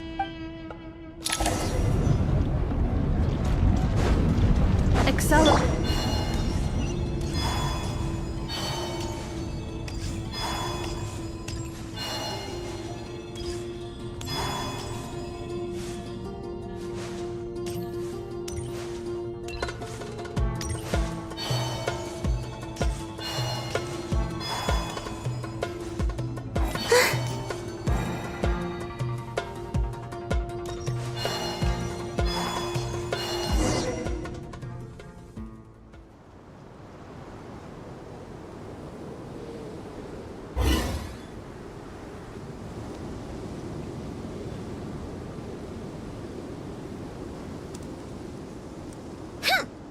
Fatui sure made themselves scarce. It's like they were never here. The Fatui? They came to the desert again? Yep. No idea what they're planning this time. They were being very coy about it. How have you been, Jet? Well, since we last met, I've started my own band of mercs. We've actually made quite a name for ourselves. Oh, yeah. On a slightly different note, I have some good news. I finally took care of Masaira. Not much to write home about. It was just another day. Found his hideout. Dragged him out of his cozy little bed. He tried to talk me into seeing his point of view, as usual. But I'm way past that by now. There was nothing he could say to save his life. What about you guys? Bet you'd forgotten all about me and Ben, huh? Of course not! We're super duper best friends! Wow. Sounds like I should make time to visit some other nations too. Anyway, what brings you to Gurabad? Oh, right. Paimon almost forgot. We're here to look for Lilupar. Oh, that bottle? Yeah! We need her power to calm the Jinn and stop the sandstorms. Here's hoping we actually manage to find her, after all the trouble we've been through. Surely with it.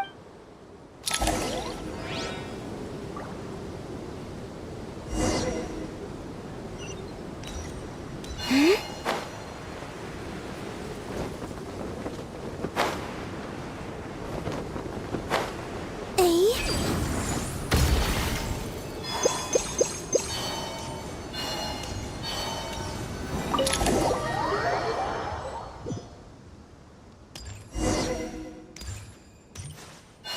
Let's see. Aha!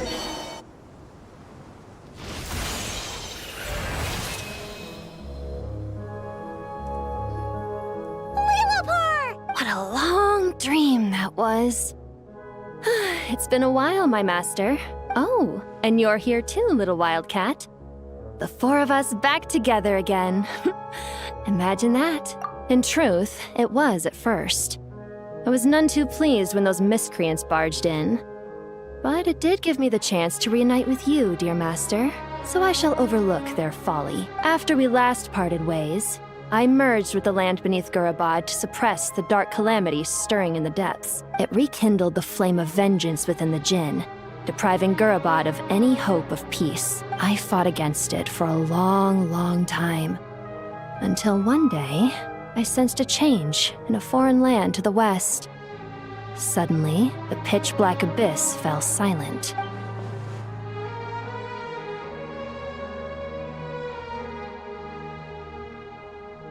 Once satisfied that that dark power could no longer bewitch the Jinn, I too fell into a deep slumber, from which I have only now awoken. Why have you returned to Gurabad, my master? And why is my sand-swept homeland in disarray once more? Well, basically, Sumeru's in danger and a lot of our friends are affected. Some bad guys messed around with Irminsul and now they've released the Jinn in here. We managed to chase off the culprits, but we have no idea how to seal this place back up and stop the sandstorms. Child's play. I shall quell the Jinn and scatter the storms. Thank you, Lilupar. No need to thank me, my master. I have granted many wishes in my time, and this was the most trivial of them all.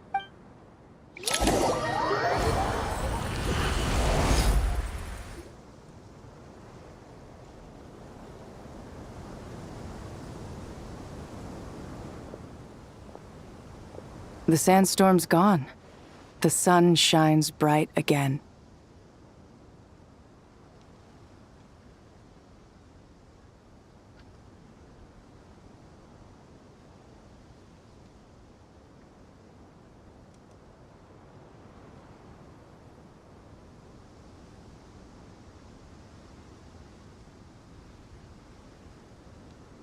When I said that we'd meet again under a lovelier sun, this was exactly how I imagined it. Yay! Although, honestly, Paimon would love to hang out with you more, even if the weather sucked. Well, there shouldn't be any more Jinn breaking out, right? Are we okay to head back? Sounds good. You can introduce us to your other friends. Another adventure begins. Lovely. The storms have stopped! We should be able to get to the Temple of Silence without any problems now. Time to regroup!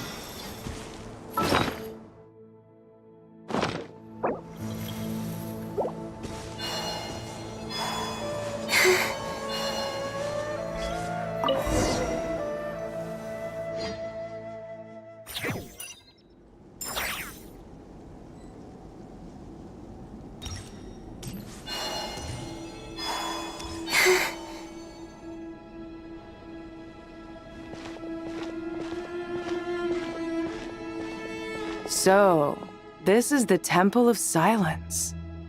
I've heard the Nagarjanites mention it in passing, but I never imagined it would be this big. It's colossal. I thought the temple moved to the rainforest ages ago. When did they scamper back into the desert? I don't know.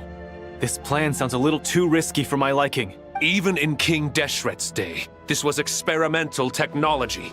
We have no idea what could happen if we activate it. Well, unless you know of another viable alternative for the Akasha terminal, I'm afraid this is our only option. The plan is sound, and the risks are manageable. However, if we are to proceed, we must act quickly. The scale of this project is enormous. Even with Kaveh, Faruzan, and every other scholar of mechanics working on it full-time, the proposed modifications won't happen overnight. You're back. Everything all right? And who are they? Friends of yours? Pretty much everyone in the Temple of Silence is. This guy's Kaveh, and the one next to him is Alhaitham.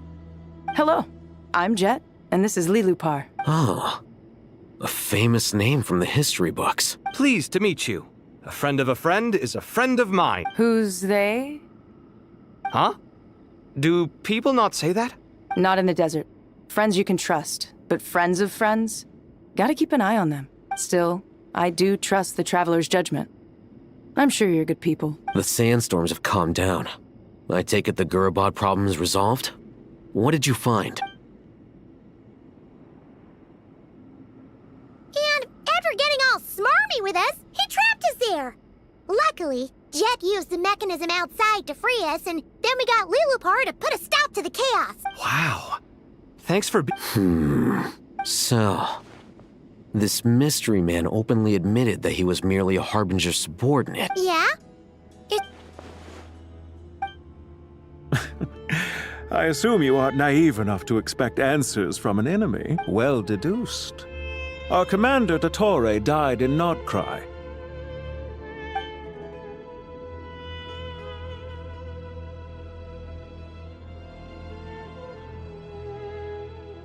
Are you wondering about his true identity? Or do you think there's a big conspiracy behind all this? I wouldn't go as far as to call it a conspiracy.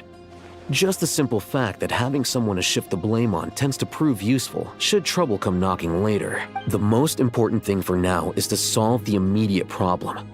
Perhaps that man knew you wouldn't have the resources to investigate his background and so didn't put much effort into disguising himself. This is all getting a little cryptic for me. I'll let you guys talk while I take a walk with Lilupar. Jet? Aren't you with the Blazing Beasts? What a coincidence. Didn't expect to run into you here. We're mercs. You can run into us anywhere.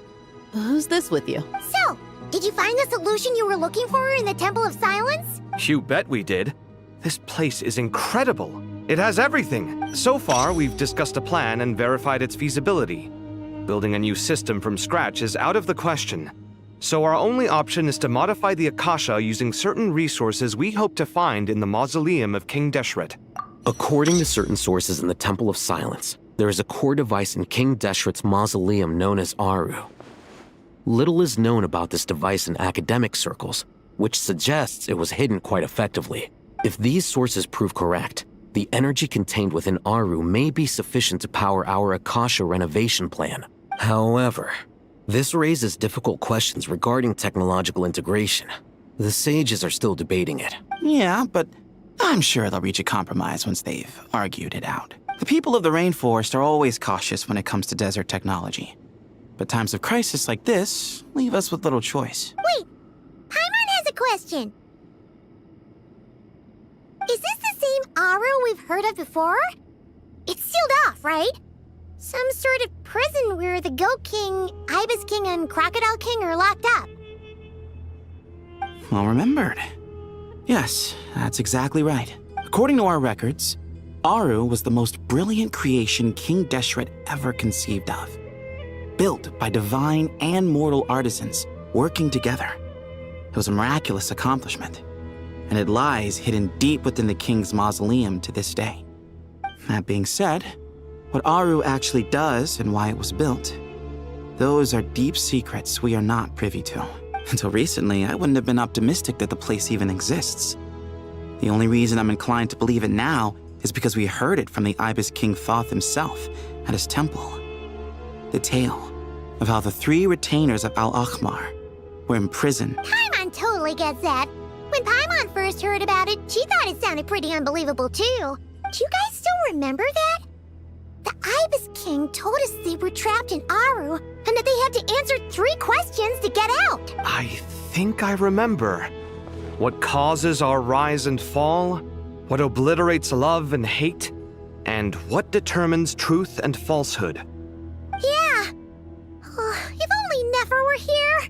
She's dealt with the Ibis King before, so she might know more. Oh, Nefer's a friend we met in Notcry. Notcry? Funny. She showed up here earlier. Huh? Yeah. Had another lady with her too. Both said they knew you. They contacted the sages, claiming they might be able to offer some assistance. Really? They came here to help out? Yes, really. It was just before you got back. One of them said she's made Notcry her home. If she's the person you were talking about, then... Looks like betting on Aru was the right choice. See? They're right over there. Nicole! Nefer! Why, hello! We're here to help.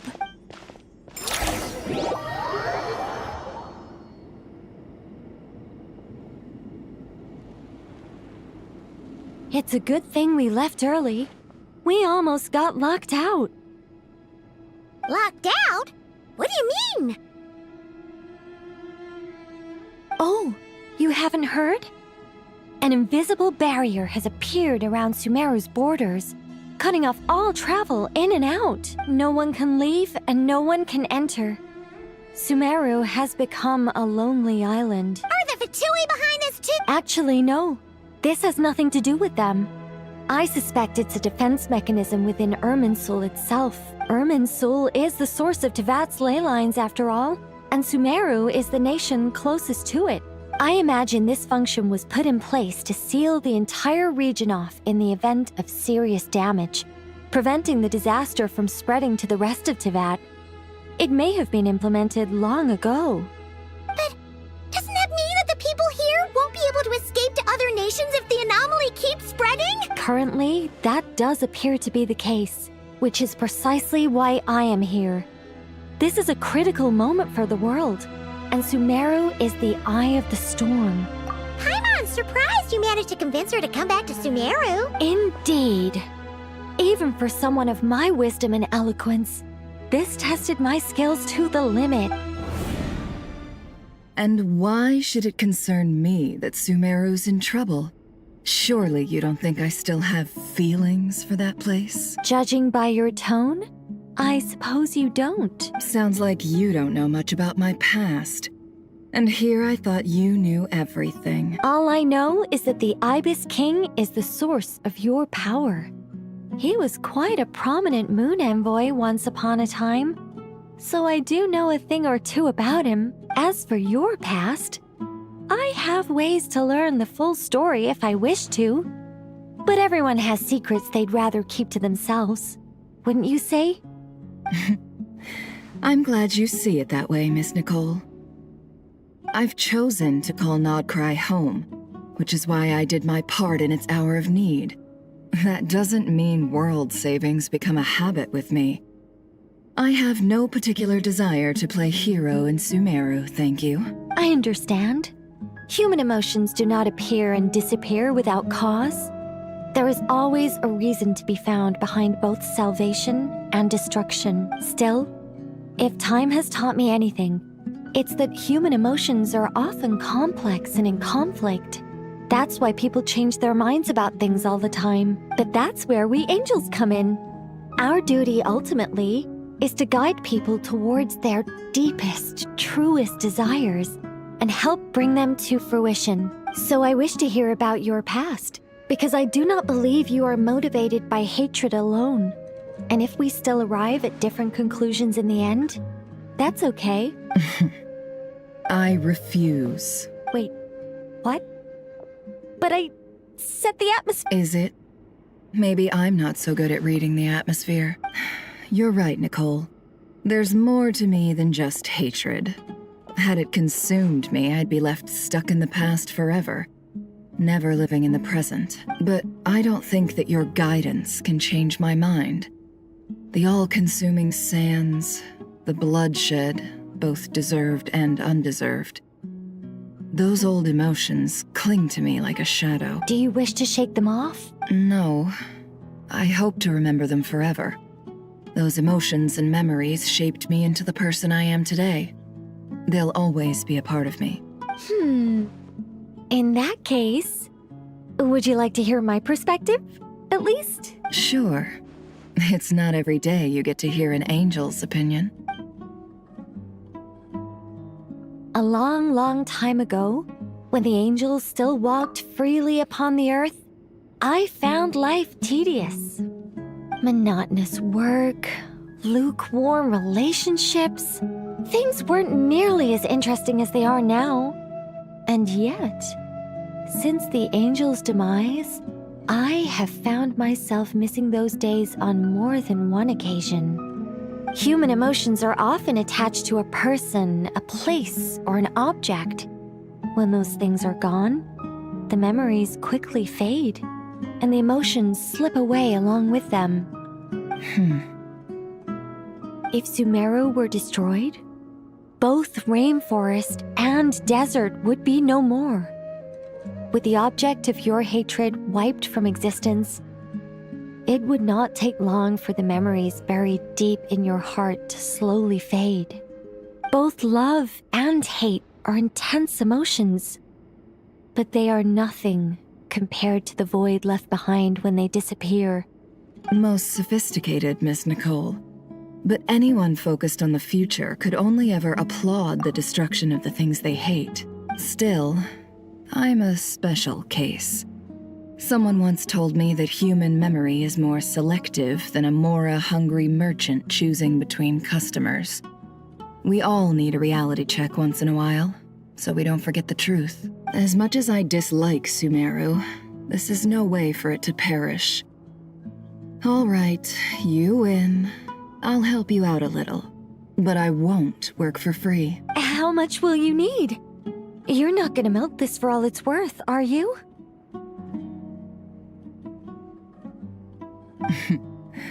What do you think? I'll be upfront with you. I don't have much more on me. If that's what you need, I could borrow some from Just cover my travel expenses. Huh? Is that all? That's all. Given all the people I owe favors to, I can just about justify a trip to Sumeru. Yehoda! Here, boss! What do you need?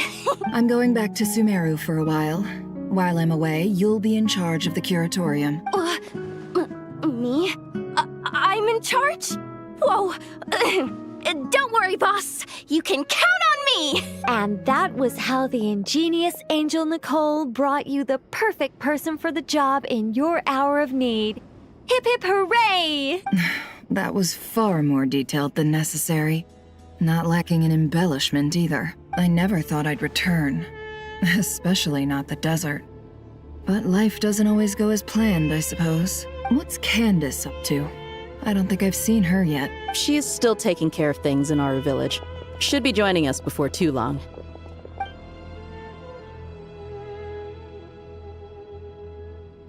Oh, and sorry. Hope we're not interrupting anything. We have some good news, though. We're planning to go to the mausoleum of King Deshret to look for the legendary Aru, then use it to try and restore the Akasha system. According to records in the Temple of Silence, the mausoleum houses something called Aru's Chute, which can be used to establish connection with Aru. We still have some time before we leave, so there's no rush. By the way, who are these two new faces? Just call me Nefer. I'm based in Nodcry. Did I hear you mention Aru? Correct. Well, I happen to have a connection with one of the 3 retainers imprisoned inside, the Ibis King. I'm here to get things done, so if you don't mind, I think I should come with you. That sounds perfect. Miss Nefer, are you from the desert by any chance? Why do you ask? I don't know. There's a familiar air about you. Plus, you mentioned Candace. Sorry, I don't mean to pry. It was just a random thought. I'm Dia, an Eremite mercenary. My work usually keeps me out in the desert. I'm on good terms with Dory, and she's mentioned you all before. It's nice to finally put faces to the names. However, my associate here is probably less well acquainted with you. Why don't you all introduce yourselves? Actually, I'm a little better acquainted than you might think.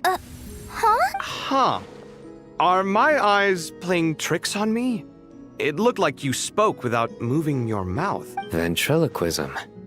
I have heard tell of it before. What is it, Kale? It's you! You're the voice who's been speaking in my head, aren't you? You encouraged me to report my dreams to the Dendro Archon, and got me to recite that magic prayer. I have many titles, but let's go with the most pertinent one. I am Nicole Rain, an angel who has lived since ancient times. An angel? Sounds like a big deal, but, what exactly is an angel? Well, we're a rather long-living race of beings. Not gods, technically, but we can still tell you a lot of stories from ancient history. Yep, and she's also an amazing sculptor. You could say she's a real creative type. Well, ma'am, if both the Traveler and Paimon give you rave reviews, you must be pretty impressive. Oh, please don't call me ma'am. I find it so awkward when people just relax and be yourselves. No need to be nervous. Miss Nicole? Yes, you may. I can see your heart is filled with confusion, and you are desperate for answer. I also know which questions you want to ask me. Why did you dream of Sumeru City in disarray? Why did those verses soothe the Jinn only when recited by you? I can guide you to the truth, but it involves a personal secret of yours. I'd prefer to speak with you alone, if possible.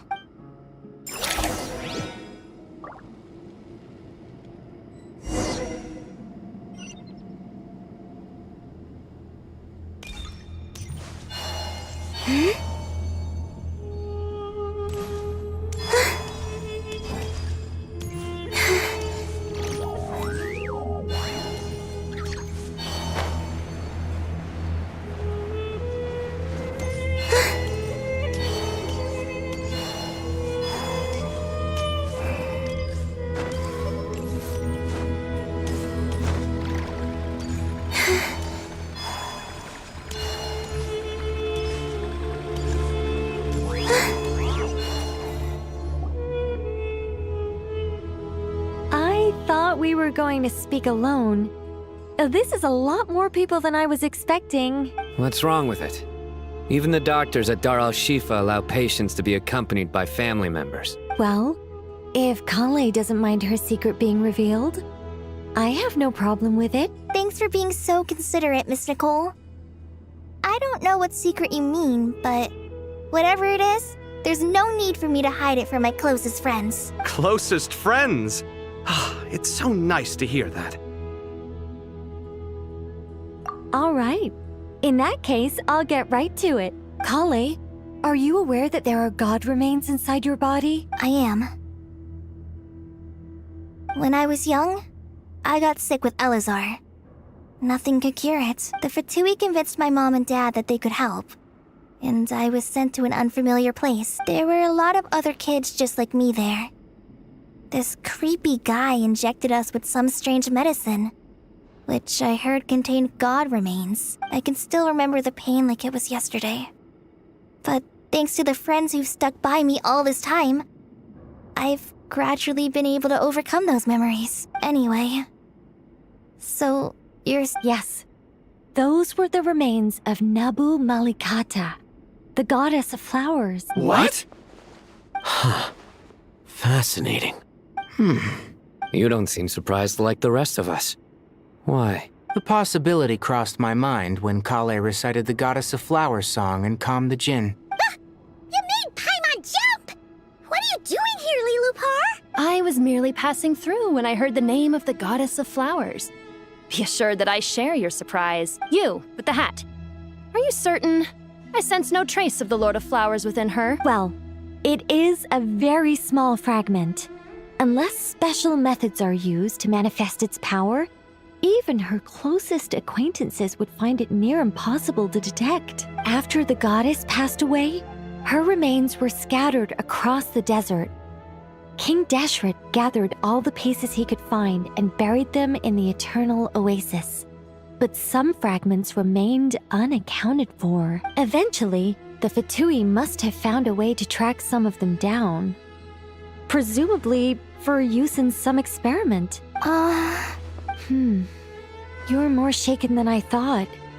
In one sense, you've been extraordinarily lucky. I don't know what to say. I'm glad that I could help everyone with this power, really. But... Well, people value their autonomy very highly.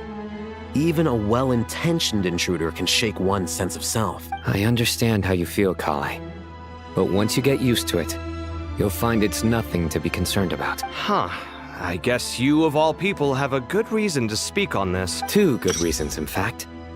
Incidentally, 3 is the maximum number of Hermanubis's Ba fragments that I could bear. Let me guess. Because 2's company, but 3's a crowd? Thanks for helping to explain the joke, Tainari.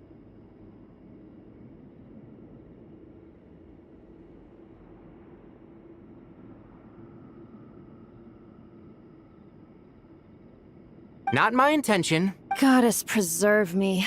I should take my leave. This boy in his wolf's head hat speaks much too differently from the Hermanubis I remember. Kale, all I'm trying to say is, no matter how many Hermanubis fragments there are within me, you wouldn't think of me as Hermanubis. In the same way, you are simply you. yeah, I know what you mean. So about that dream I had. Yes.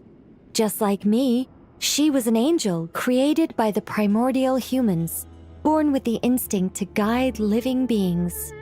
Though her body and soul have perished, her essence retains its natural instincts. Even her smallest remaining fragments would do their utmost to send you that warning. The Mother of Dreams? Lord of Flowers and Oases? She must have had a premonition. That is why she gave that dream to you. We won't let our efforts go to waste, but I still don't understand. Why me? Yes. Why indeed? You weren't the only one injected with God remains, but only in you have her fragments persisted. I suspect it may be because of the firm will you showed in the face of suffering. She was likely assimilated by that will. Of course, this doesn't mean you have to shoulder any extra responsibility. As this young man said, you are who you are, and that will not change. All right. Any further questions from the family members of the patient? If not, we should head to the mausoleum of King Deshret. Let's move out. Time to put our plan into action. We all hope it'll work. But will we really be able to open Aru? And even if all 7 pillars of King Deshret agree to let us proceed... Haven't you handled other big projects before? I mean, the biggest project I've worked on to date is probably the Palace of Alcazarzaray, I guess? But this is orders of magnitude beyond that. It's a total nightmare. Look on the bright side. At least this time you're actually here when Sumeru needs you most. You won't have to come asking me for details after the fact. Mock me all you want. But now that I'm here, things will be resolved far more quick. Kave's self-doubt disappeared in an instant. Well, this confidence is most gladdening. Now, go and pack your things. We'll head to the mausoleum as soon as you're ready.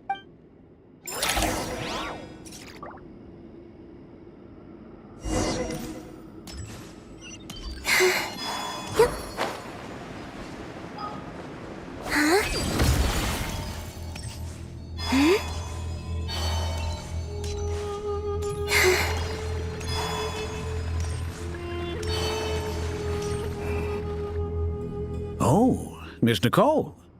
I heard you're a very talented sculptor. Is that true? Oh, I don't know. I wouldn't want to blow my own trumpet. Honestly, even though Kasharawar is best known for its focus on mechanics, plenty of Kasharawar scholars are quite serious about sculpting as a hobby. So if they rate your work, that's enough for us. Who's we? Myself and a few other scholars. Kashif, Daneshvar, come take a look. Oh, well, if you insist, I suppose there's no harm in showing you.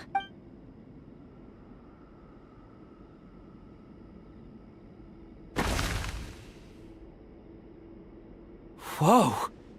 Where did that come from? Look at the level of detail. It's so lifelike. The squirrel descends from the heavens like a champion, and the earth trembles beneath... Kaveh? Kaveh, come here for a sec. Oh, and Madame Faruzan, didn't you used to study in our darshan? Come take a look. All right, but hang on a moment. I have to finish... You called? What is it, youngster? This squirrel statue. Isn't it cute? Oh, a squirrel. I wouldn't say cute per se. The realism is what stands out to me. Were you trying to carve a statue of a hero, young lady? Oh, a hero? I suppose so. Actually, I didn't really have a specific theme in mind.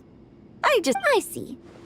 Well, do you tend to read novels about heroes in your spare time? As a matter of fact, I do quite enjoy those. Everyone loves a good tale of daring do, right? Then perhaps the statue represents the heroic tale you long to see deep down inside. Also on the subject of heroism, I feel that if the subject posed with a finger raised towards the heavens, it would lend a greater gravitas to the overall image. I'm sure some would call it cliché or old-fashioned, but not me. I think it would be a perfect fit. It has a certain classical beauty about it. Kaveh! Sorry, Madame Faruzan, What a pity. That young man has excellent aesthetic tastes. I was hoping to ask him for his opinion. What a genius idea! Why didn't I think of that?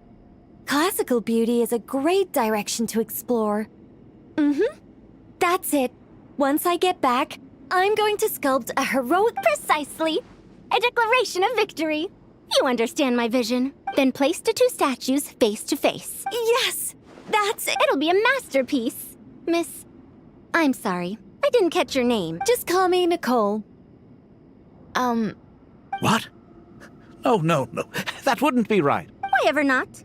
Madam is a state of mind cultivated from within. My dear Miss Nicole, once we make it through these trying times, should we have the pleasure of meeting again, I shall look forward to seeing your new work. In this day of age, it's rare to find people with an appreciation for classical aesthetics. Meeting you was truly a pleasant surprise. Honestly, I feel the same way.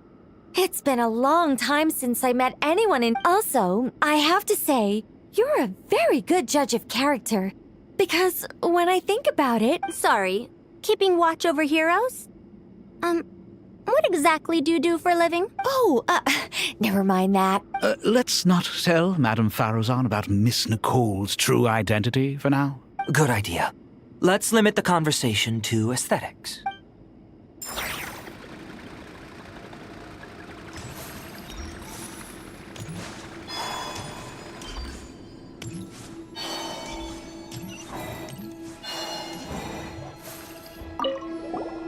Paimon! Thanks again for your notes. I'm done copying them, so here you go. You're welcome. Just let Paimon know if you ever need help again.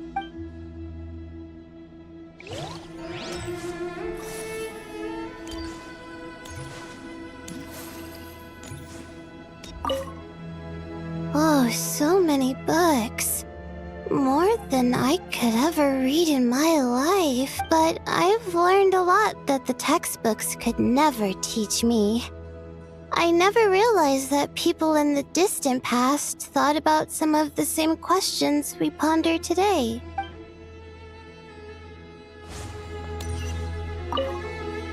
What's wrong? You look a little depressed. Kale got a fragment of the Goddess of Flowers, and all I got was one of the 7 pillars who served under King Deshret. I lost out, didn't I? That's what you're upset about? You're such a child.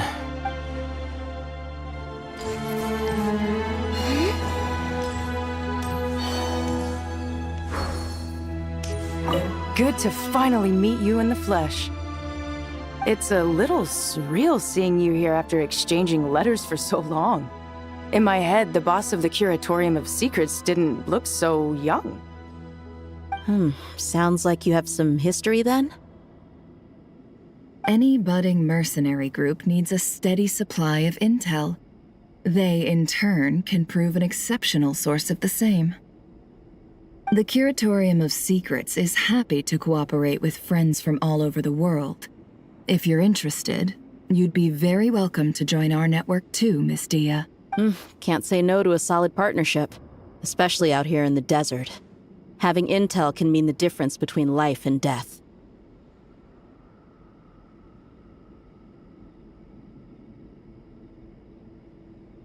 But cooperation's built on mutual trust, and there isn't much contact between the desert and Nodcry. So I'm guessing you reached out to Jet first, Miss Nefer? What's behind your interest in the desert? Nostalgia? Or is there someone you're looking to take care of? Let's put all our cards on the table first. Things will go more smoothly that way. I like your style, Flame Mane. Actually, I had this same discussion with Jet before we started working together. To be clear, I have were that to change, I wouldn't drag outsiders into a conflict that doesn't concern them. There's no point. Well said. Taking responsibility for one's own affairs is the way of the desert folk. Huh. It's like you're one of us. You sure that's a compliment? Absolutely. I'll take it. Perhaps we can discuss our cooperation in more detail now? Sure. I love working with no-nonsense people. And you certainly fit that description. I look forward to a fruitful partnership. As do I, my friends.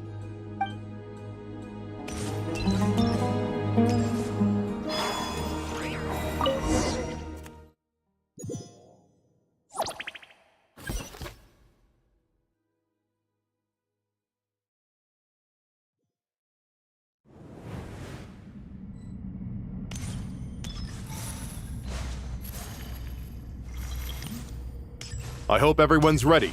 We'll be arriving at our destination very shortly.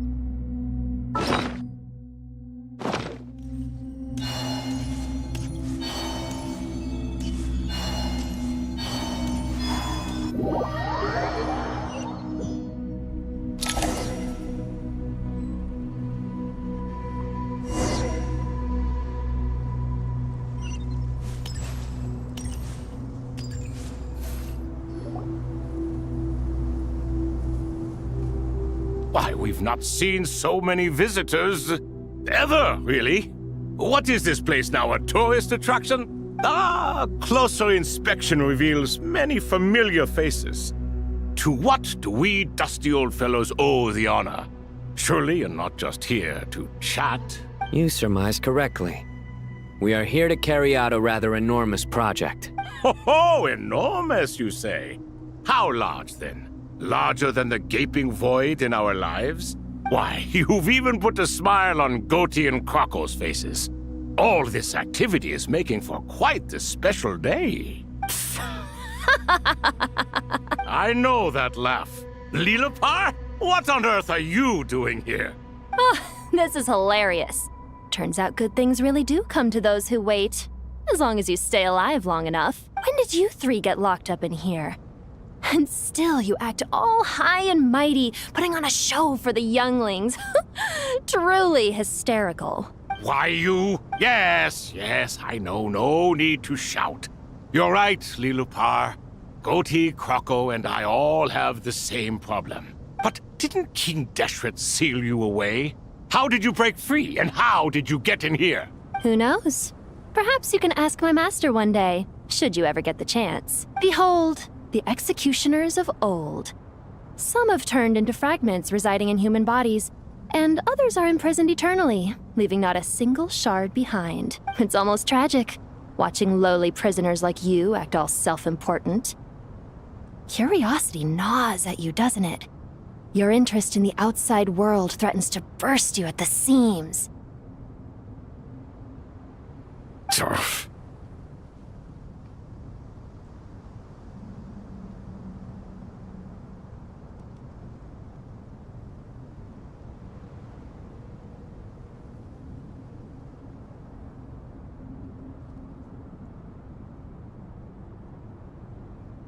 I'm starting to take a liking to this magic bottle lady.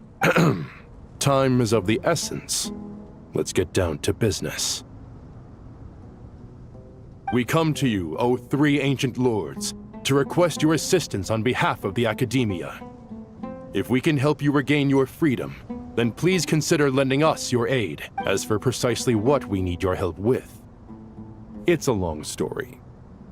So, to demonstrate our sincerity, we are prepared to first resolve the problems that plague the three of you. All right, stop arguing, Croco. And Goatee, don't you start. What's the harm in letting her speak?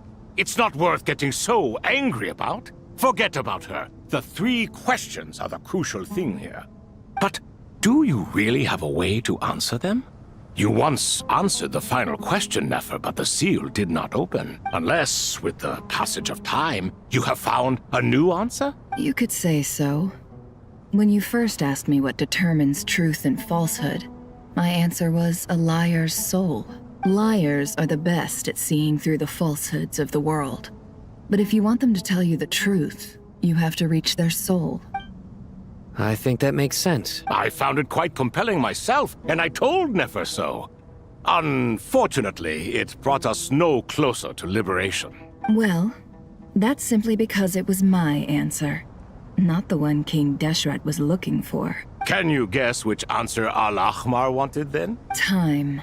And that's not only the answer to the final question. It's the answer to all three of them. All things wax and wane with the passage of time. Love and hate eventually fade into nothing. Current affairs are always fraught with conflict and controversy. Only time can distinguish between right and wrong. You once described King Deshret as a proud man. I'd say that the prouder someone is, the more inclined they are to believe that only time is qualified to be their judge. Time. Well. Indeed. Perhaps in building Aru, our king was in fact attempting to reverse time, to bring love and hate, right and wrong, the rise and fall of all things back to their point of origin.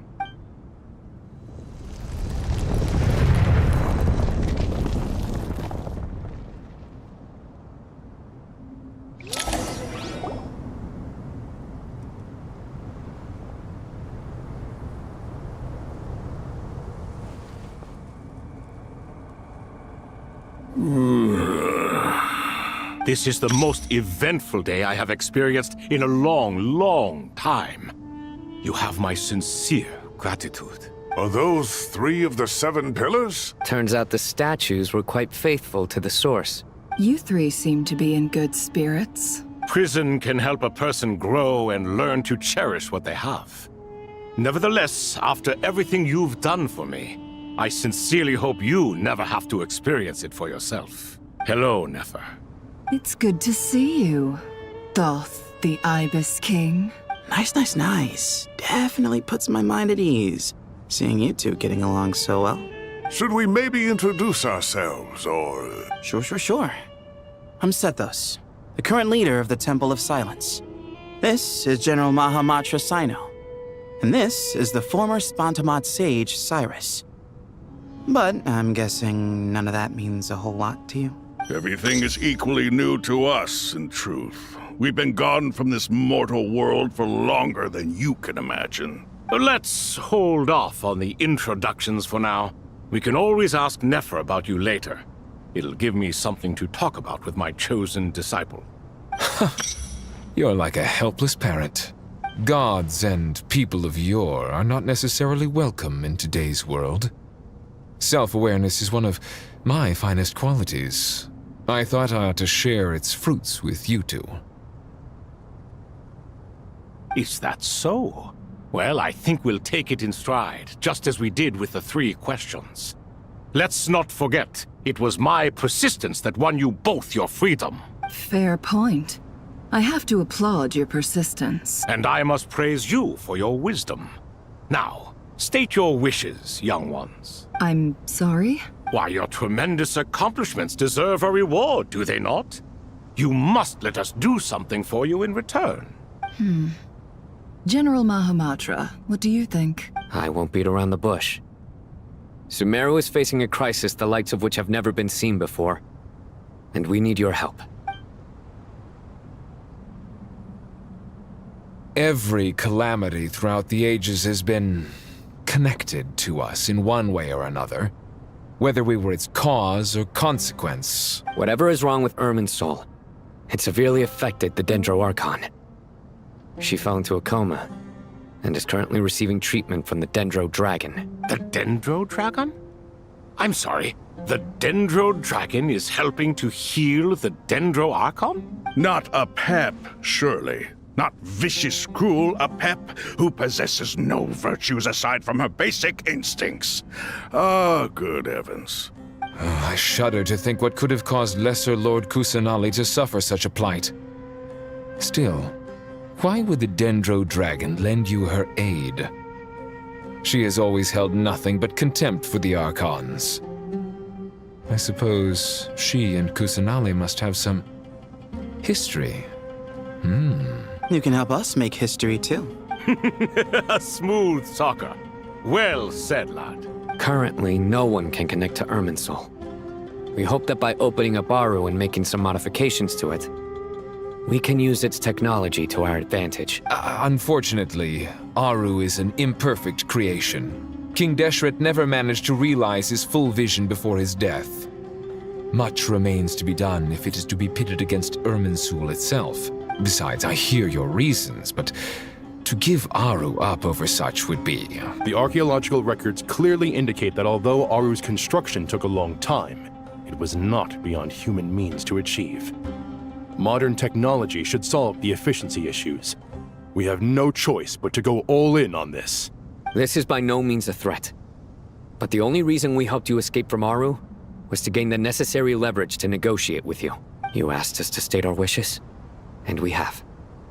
Each one of us here needs your help, as do all the thousands of people living in Sumeru. What do we think, my fellow old fogies? Shall we lend our support or not? Since you ask so nicely, naturally. Naturally what? Are you for or against? I simply mean we shall do what comes naturally. You claim that you wish to open Aru. Know you then that the golden slumber created by King Deshret is preserved within? We do. We understand the risks involved. In all likelihood, the mortal world will never again be able to replicate King Deshret's work. Never will there be another chance to come so close to creating a utopia. Knowing this, are you sure of your decision? We are sure. Before people can dream, they must first live. If your minds are made up, very well. We shall summon our erstwhile colleagues to discuss this further. Saint Shezepank, Saint Bennu. Once you surrendered to silence and were buried with King Deshret. But now, we invoke the right to awaken you with our voices.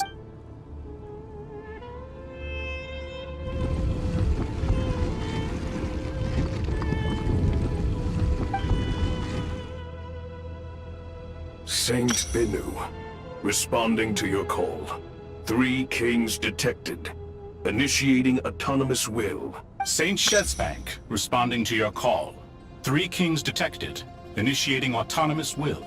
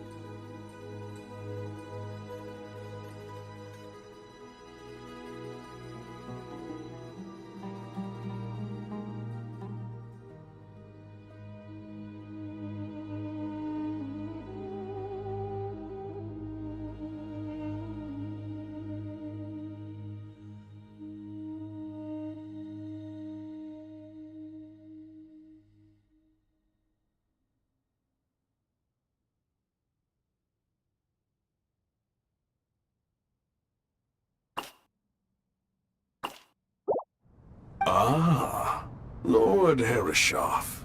What a long time it has been. I trust you are keeping well. Then your trust in my well-being has long outlived your physical body.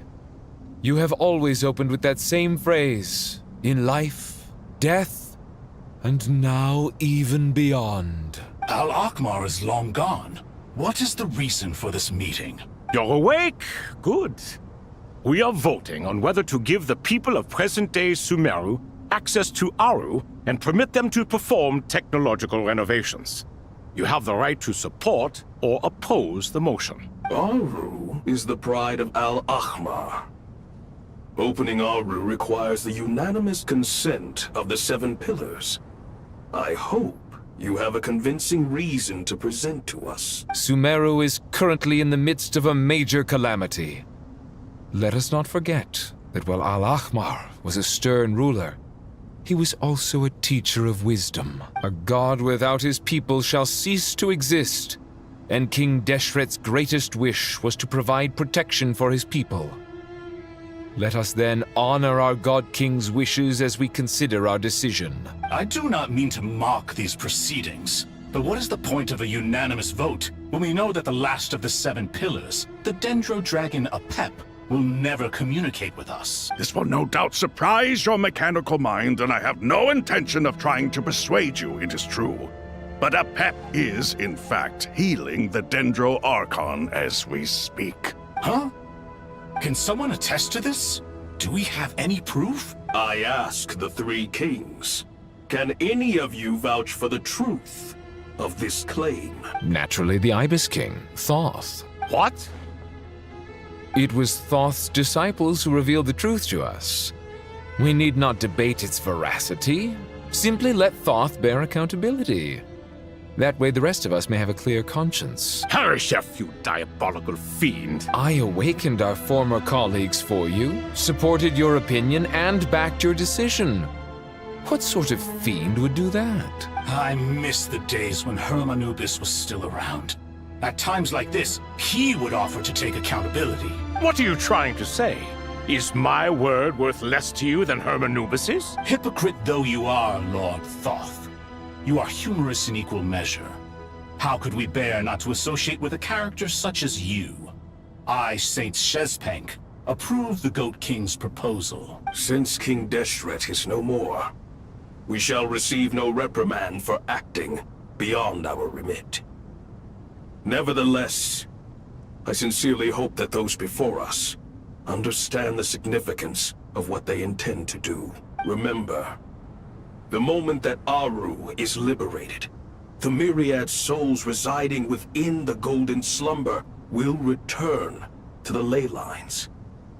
And once the ley lines flow again, these souls shall in turn be received by Irminsul. To take this step is to bring the perfect afterlife created by our king to a permanent end. We understand that well, and we have decided to proceed regardless. Furthermore, the contemporary human perspective would contend that confining souls in this way is no act of benevolence. The deceased have a right to rest in peace. King Deshret's creation is clearly a place of rest and peace. It is just that many do not see it this way. But no matter. Saint Binu approves. Hermanubis' representative and the Dendro Dragon Apep made their choice ahead of time, while the Goat King, Ibis King, and Crocodile King have also granted permission to liberate Aru. By the grace of His Majesty, guided by his wisdom and will, let the gates of Aru be reopened.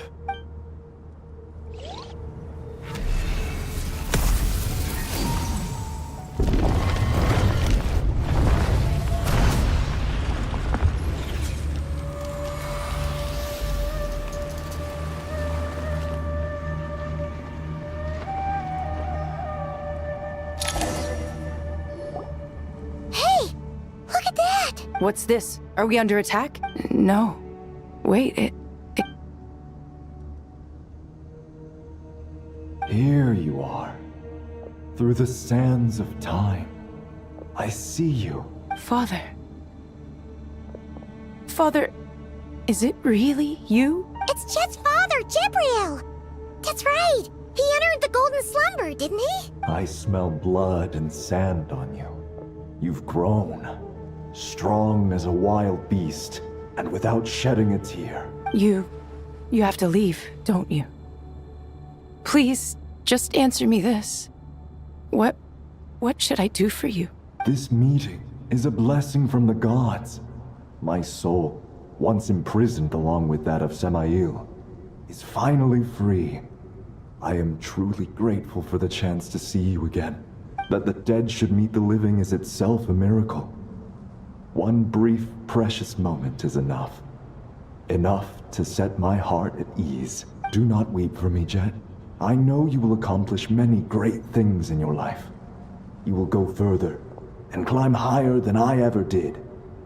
All I ask is that you take good care of yourself.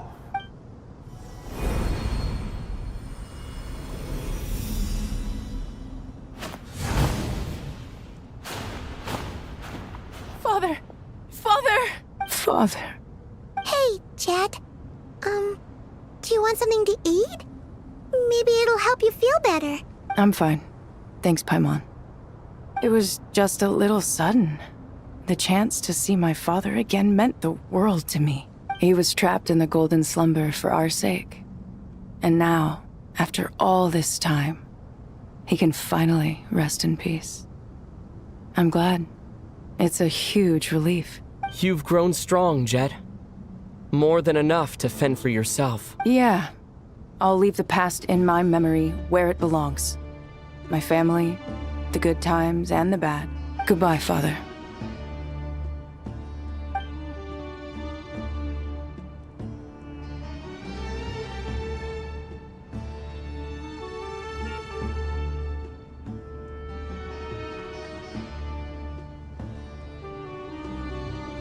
Ah, me, what a touching reunion that was. It seems we did a good deed today.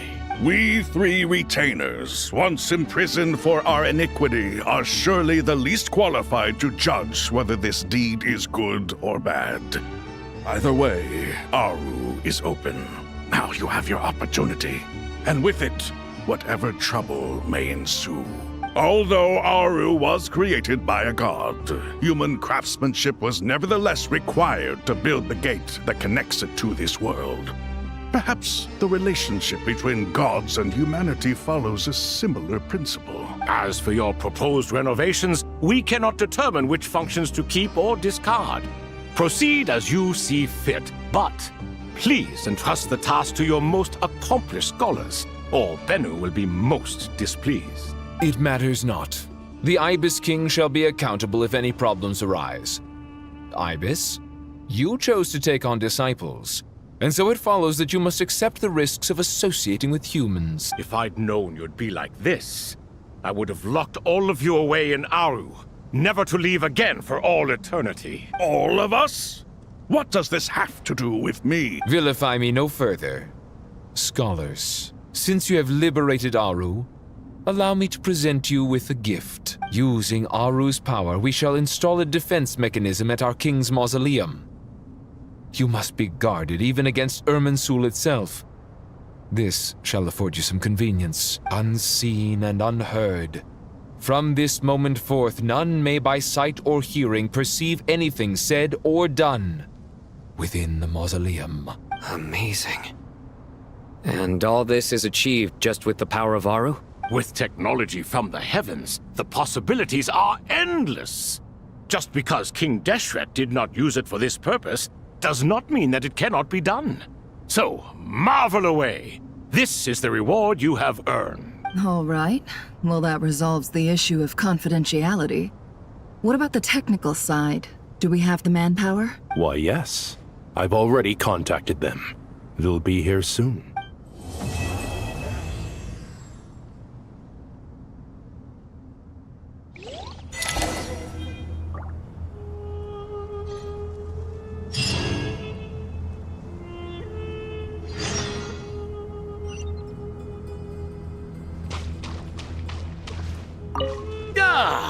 fresh air. A wondrous feeling. Naturally. I have a sudden urge to stretch my legs. Can anyone recommend a suitable leisure activity? I might have had some recommendations for you were this the past. But here and now, for someone who has just left prison, there could be no greater joy than simply being outside of it at last. I could not agree more.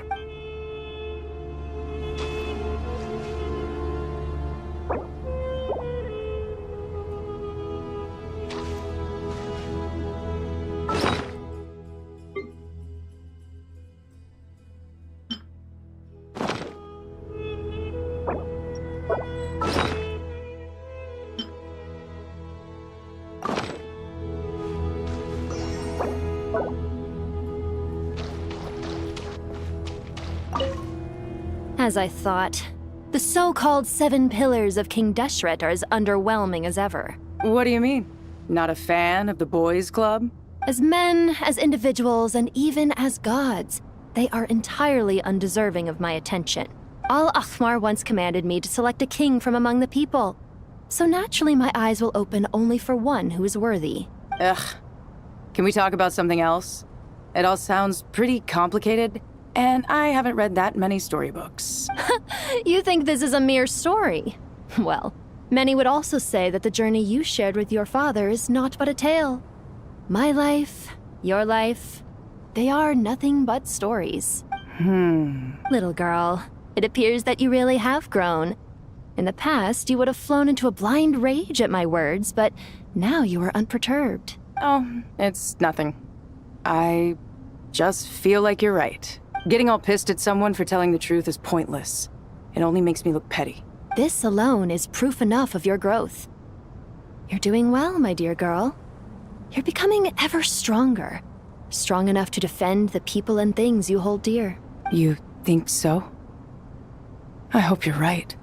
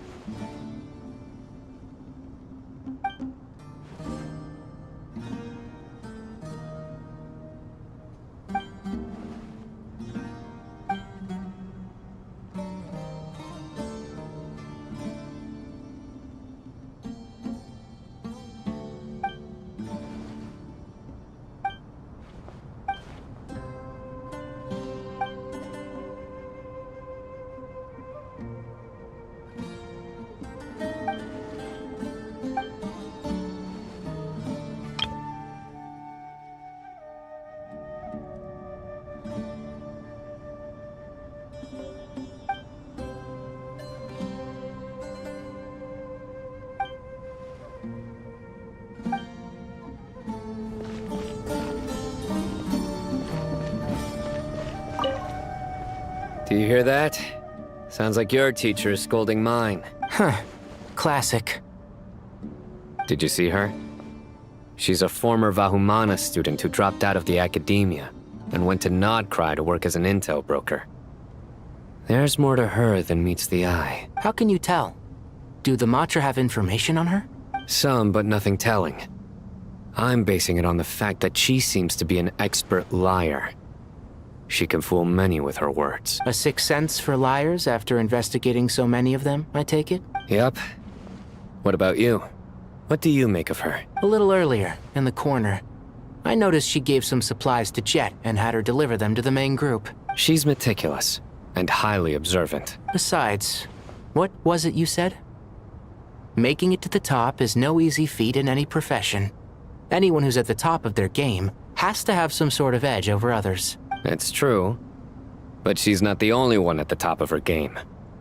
I also am, and so are you. Sure, but What's to guarantee she won't overhear us talking about her? Don't worry. I have my methods. Sethos is distracting her. Ah, I see.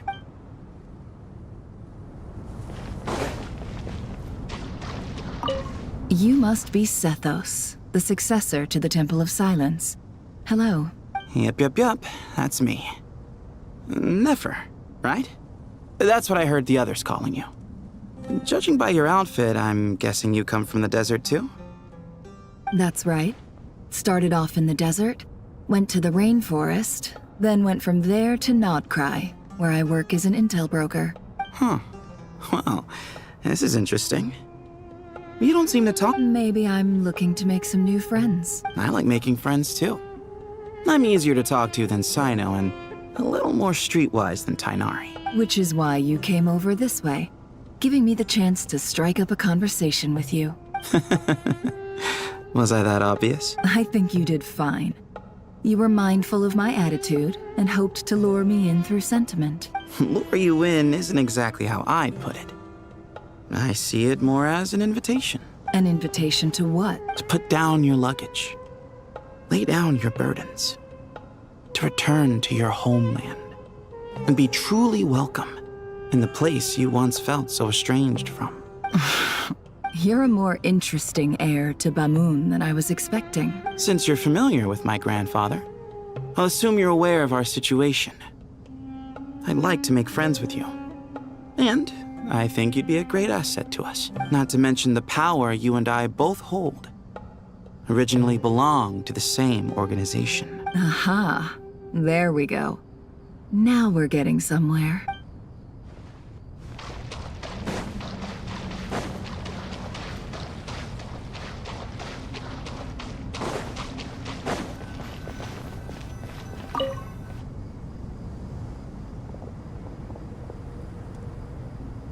You must be the ones tasked by the Academia with renovating Aru?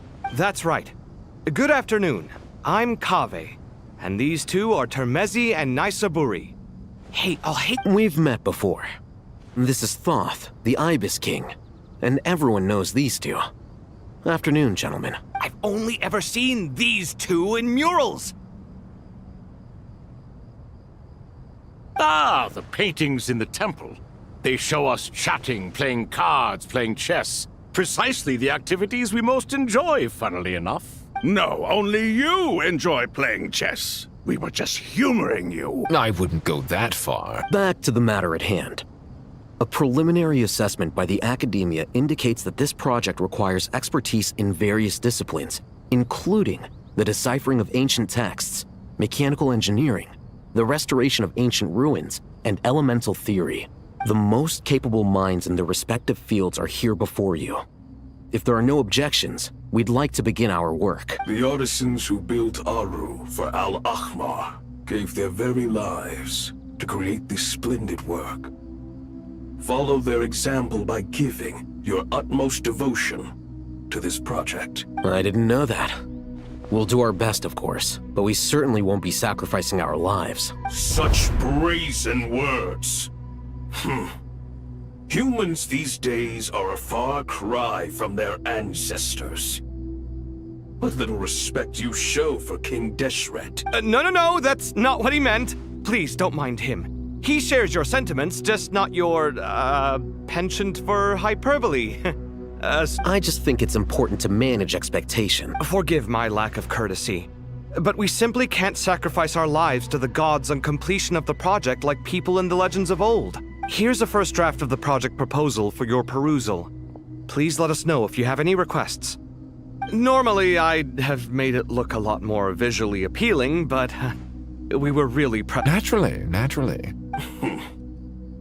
If my fellow ministers deem this meager display of respect sufficient... Why are you so preoccupied with the ostentatious displays of respect to Al-Ahmar? We should be trying to make things easy for them. You never know. We might have to rely on these young people to look after us in our old age. Exactly. This is Aru's mainframe. Be reminded to use it with great caution. We certainly will. Thank you for your assistance. You may attempt to lay out punishment should you so desire, though I'm afraid it would be futile. You and I both know that certain components of Aru can only be operated by humans. King Deshret always believed in humanity. Still, the reason that... Is that true? No wonder human artisans helped to build Aru then. He actually... Naturally. Have you noticed that the Goat King keeps giving superficial responses? It's like he's just going through the He understands the art of perfunctory speech. That's what earned him his position as the Minister of Ministers. It seems the rumors about King Deshret being a poor judge of character are baseless after all. Excuse me for being blunt, but it sounds suspiciously like you're putting yourself on a pedestal and mocking me. You're mistaken. And while there's nothing strictly wrong with making every conversation about yourself, it's not exactly a positive tendency either. You? Whatever. I knew it'd be like this working with you. All right, let me past. I need to look at this console. It's your job to activate it after all. Let's begin. Everyone, please proceed with the external checks and preparations as per the procedures outlined in the engineering plan.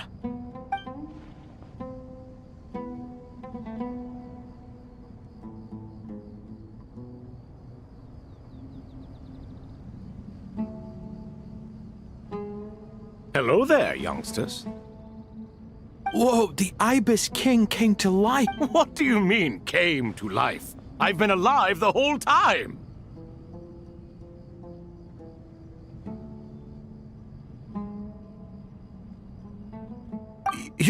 You did say we could start our research, right? I've reviewed the proposal. The work you're planning to carry out on this grand device is ambitious in its scope. You have ample confidence in your abilities, I take it? I wouldn't say I'm feeling hugely confident. But given how bad things are, I'd rather at least try something than sit around waiting to die. You are the top scholars of your day. I trust you are aware that there are countless links between Aru and the Akasha? Aru and the Akasha? But... I thought the Akasha was the Academia's greatest technological accomplishment, created years ago by the Dendro Archon to help her people access knowledge. And you too? Do you not know either? You've read the instruction manual, right? You tell them. An instruction manual? The Akasha has an instruction manual? The Dendro Archon is a kind and thoughtful god indeed. It used to sit on a shelf in the corner at the House of Dana. Not the most popular read. If the manual is to be believed, Aru was in fact the original inspiration for the Akasha system. What? But there are so few records about Aru anywhere. And practically none of these scientific expeditions into the desert had anything to do with it. Ah, but this is something you could not possibly have known. You may have heard many stories about the desert, but what is the most important aspect of history? Consider this a quiz. Anyone from Vahumana present? I'm from Vahumana. It's, well, veracity. Precisely. And a large part of veracity is the chronological order in which events occur. I may as well tell you. In the beginning, Nabu Malikata, the goddess of flowers, descended upon Sumeru. The glory of the heaven was within her. She brought life, oases, and knowledge to this land. Then she created the Jinn, enlightened them, and ordered them to serve her. 2 other gods also walked upon this land where wisdom flowed in abundance, and the 3 met beneath the great green trees. It was the first and greatest alliance. We should speak with reverence of this covenant between the 3, which transcended both time and life. For they promised that in Sumeru, wisdom would be shared with all. All the great changes in Sumeru's history began with the goddess of flowers. For King Deshret's sake, she pried into the secrets of Celestia, and for this was burned to ashes by the flames of wrath. So grieved was King Deshret by her passing that he lost all interest in state affairs and devoted himself instead to the knowledge that she had brought back. It was after learning of the technology from that floating island in the sky that he first conceived of Aru.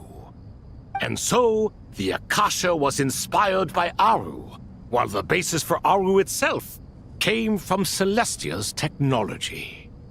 Well, if the two share a common technological origin, then connecting one system to the other is an entirely feasible idea. Unbelievable. Have you no reverence at all for celestial technology? No, I do, but there's no time for that. The schedule is too tight. Blame it on the deadline. Perhaps you could try coming up with our cutoff dates. You know what it's like having to turn around 5 different drafts in one day? I wouldn't wish it on my worst enemy. Yeah, also, Sir Ibis King, you don't plan on getting directly involved at all, do you? Yes, well, you strike us more as having come to give a popular science lecture. Or... Neither. Anyway, this sounds like far too much work for me. Still, if Aru is so powerful, why didn't King Deshret use it for more ambitious ends? Because it was never fully completed. King Deshret had grand plans, but he perished before they could come to fruition. In the beginning, his wish was to create something that could rival the very world itself. The Lord of Flowers sacrificed everything for that ambition. What he desired, she bestowed, and thus was knowledge brought into the world. Her courage and sacrifice had to be honored with the most splendid of monuments, or King Deshret would surely have deemed it a grave injustice. And that monument, built from knowledge and technology, etched with a sacrificial and courageous love, even in its unfinished form, it deserves to be treasured. At that time, King Deshret said the following to the Lord of Dendro. Since we share an eternal covenant, I shall never be your enemy. Hence, the fruit of wisdom from the heavens is not to be devoured. Remember, it is not that I lack the power to become the enemy of wisdom. Yet you and she have taught me much and shown me kindness. For this, I cherish you both. In the end, Aru was only used to store a portion of the souls. It was but a primitive form of the masterwork the king had envisaged. His final hope for Aru was to return to the past, when she yet lived. So the point you're making is, King Deshret was both powerful and ambitious, and he only ceased his imperious ways out of affection for the Goddess of Flowers and the Dendro Archon. You could see this as an act of mercy, but you could also see it as the sentiments that lay between these three gods placing constraints on him. This was, after all, the foundation of the alliance between them. This explains why Aru was both a prison and a monument, and why the answer to the 3 questions was time. You have to be careful who you get involved with, or you invite all manner of misfortune. This is as true for gods as it is for humans. Love is the same. It is both a prison and a monument. All right, let us pause the story here for now. Seeing as you've been so diligent, I'll offer a little help. Who's in charge again? Is it you two? Ah, yes, me and him. Now then, close your eyes. Wisdom hides in the space between the tangible and the intangible. It is to convey the incommunicable through the simplest of mediums. By the power of King Deshret, I shall grant you a glimpse into the unseen secrets that lie at the threshold of existence.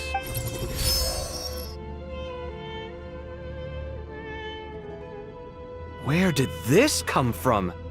Is it a new mechanism? It looks more like some form of externalized information. You've rendered it visible? Just as the Akasha allows you to access a greater range of knowledge, the power of our king permits one to perceive ingenuities that do not belong to this world. This is no ordinary mechanism. It reflects the internal structure of Aru.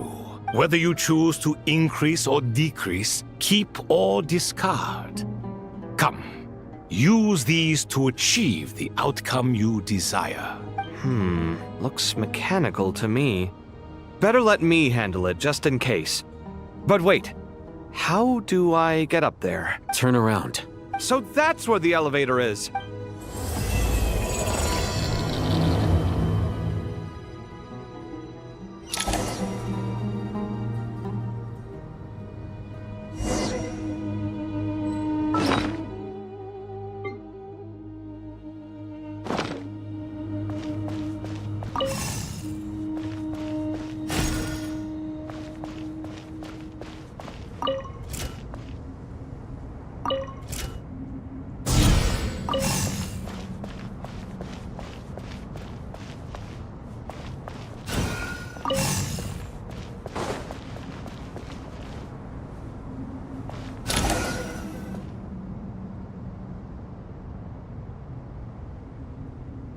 Obelisks were used to record important information in the ancient desert civilization.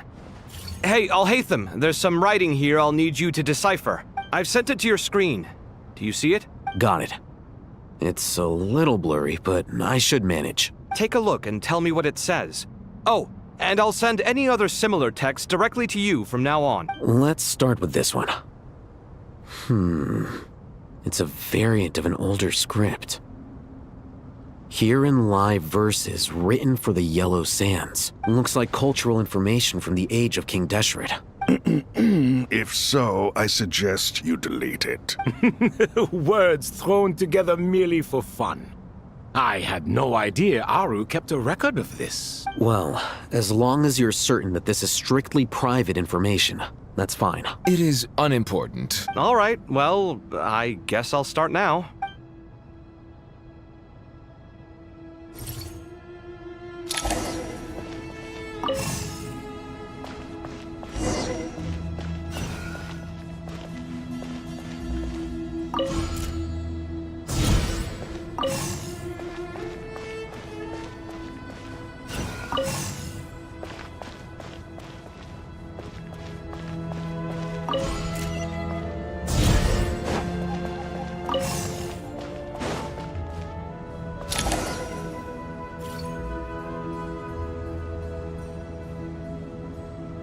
Found some more. Sending them over to you now. These are all reports about the Gurubad conflict. Can we delete them? I'd say so. Most of this information has already been archived anyway. What if there are details in there that Vahumana missed? What are we supposed to do if they come after us in the future? They'll just have to live with it. If we don't resolve these issues now, there won't even be an academia in the future, let alone a Vahumana Darshan. Yeah, you're right. Okay, done. There's some other similar monuments nearby. I'll check them out.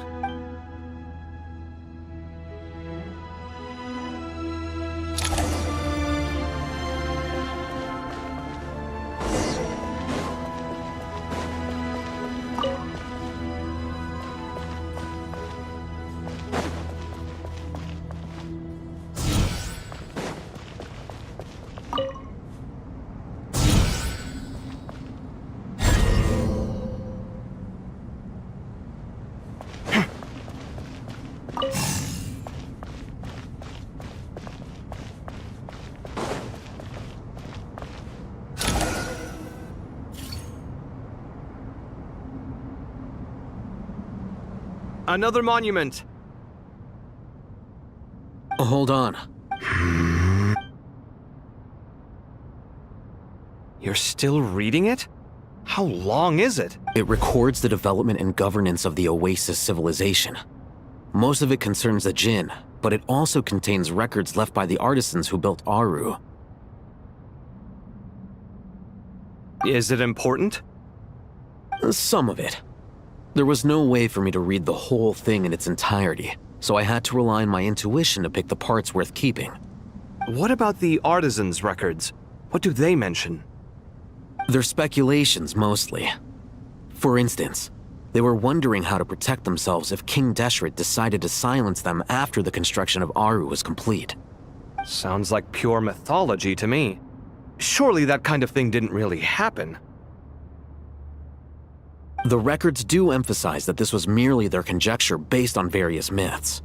Still, the artisans did leave details of their plans to survive, including blueprints for their escape route.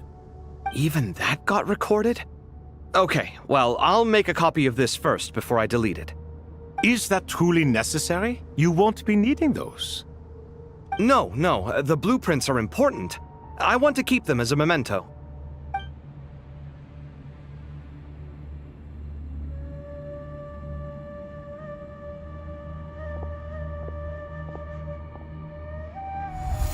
I think that should just about do it. It meets the requirements of the contingency plans, so we should be good. I gotta say, it's the strangest feeling, this cross between reality and the intangible. It's like drifting between life and death, or in and out of a dream, using my own hands to manipulate illusions that are forever out of reach. Chasing dreams in the most literal sense. Definitely a novel experience. What happens if my spirit just floats away? That won't happen. Anyway, I wouldn't celebrate just yet if I were you. There's likely to be a phase 2 of this project. All right.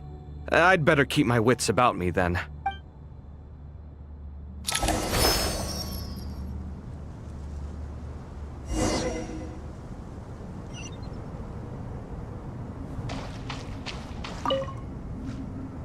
I expected that the outside world no longer respected the ancient gods, but even so, I do find the tone of these youngsters to be dreadfully impolite. It should hardly come as a surprise to you. I remember you saying the same thing last time. I assumed that was just a one-off. I did not realize it was the norm. Don't you think that young lad's matter-of-fact tone sounds familiar? It bears a rather uncanny resemblance to you, Goatee. Surely a sign that he is a man of rare intelligence. The rest of them, though, much better. The blonde-haired one, for instance. So sincere. That's the kind of kid I can respect. Oh, really? Well, what about your disciple, Nefer? She's about the furthest from sincerity that a person can get. And now you hit the crux of the issue. Thoth is spouting lies again. He cares nothing for sincerity. He likes Nefer simply because her personality is just like his. Thus, in giving his approval to Nefer, Thoth is simply validating himself. The rest is but smoke and mirrors. You have some nerve saying that. There really is no helping you two. Shut up, chess rookie. What nonsense is this? How dare you tell me to shut up? How can you engage in such banal chitter-chatter at a time like this? Aru has been opened. The glory and splendor of a bygone age is about to sweep over the earth like a flood. And you're here squabbling like petulant children. All three of you are insufferable. King Deshret was merciful, indeed, giving you a chance to be released from prison. I say, you should have been locked up for good. But Bennu, look on the bright side. Had they not been released, we would not have been awoken. Oh. You've been here this whole time. You should be scolding them along with me. I miss Hermanubis. It's not a real reunion without him here. And now you're avoiding the topic and talking to yourself. Why King Deshret designed your personality like this, I will never understand. Isn't this simply proof that our king supports my free will? Oh, look at those two rust buckets. Suddenly, you two do not seem so bad after all. Here. If being stuck together for thousands of years fosters no friendship, I cannot say what would. Naturally.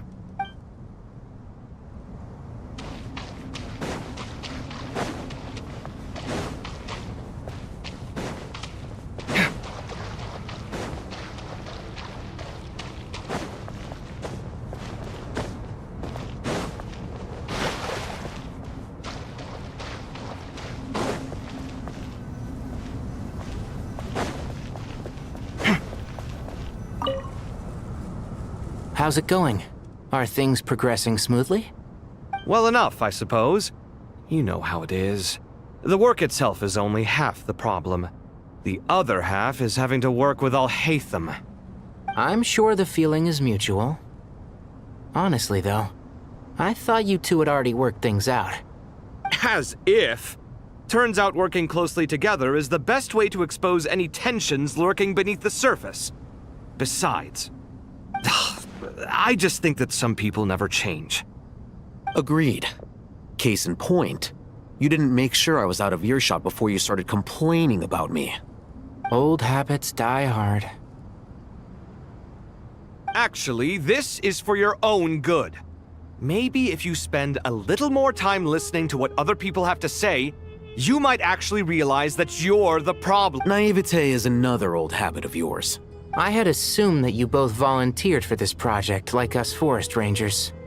But now I'm getting the sense that wasn't the case. Definitely not. We were assigned to it by Lesser Lord Kusanali and Nephis. As much as I'd love to be doing normal work for normal clients, these Titan projects are all that's on offer right now. Though I'm sure they wouldn't be roping us in if they had any better options. Just goes to show how short-staffed the academia really is. I'm sure you've prepared yourself mentally, but I still feel the need to advise you to lower your expectations. It might make the process of working together a little less intolerable. I know! Same to you! But if you already understood that, you should also know not to say the quiet part out loud. Why don't you come help me with my forest patrols? Might help you avoid any further disagreements. Good suggestion, but unfortunately, differences of opinion will always exist. Changing the nature of the work won't get rid of them. For once, I actually agree. There is zero chance of us ever resolving our differences. Zero! But even so, the work must be done. Care for some coffee? I'm glad to see you making progress. Don't act so smug! It'd be nice if you made some too! I feel like even I've made some progress today. In the past, I never would have dared to try and mediate a conflict between you two while you're both right there in front of me. Apologizing probably makes it sound like I'm in the wrong, but I'm sorry. I was just kidding. Truth be told, I don't have any work to do at the moment, so I'm just here to kill some time. How's Kale? She's studying with Nicole. I'm not sure how she's getting along, but she seems to be in good spirits at least. I wouldn't worry. Angelic affairs are probably above your pay grade anyway. I know what you mean, but Sino and I are still a little concerned for her. He said he'd go keep Kale company after he's finished training the mercenaries. I'm planning to join them myself shortly. Kale will be okay.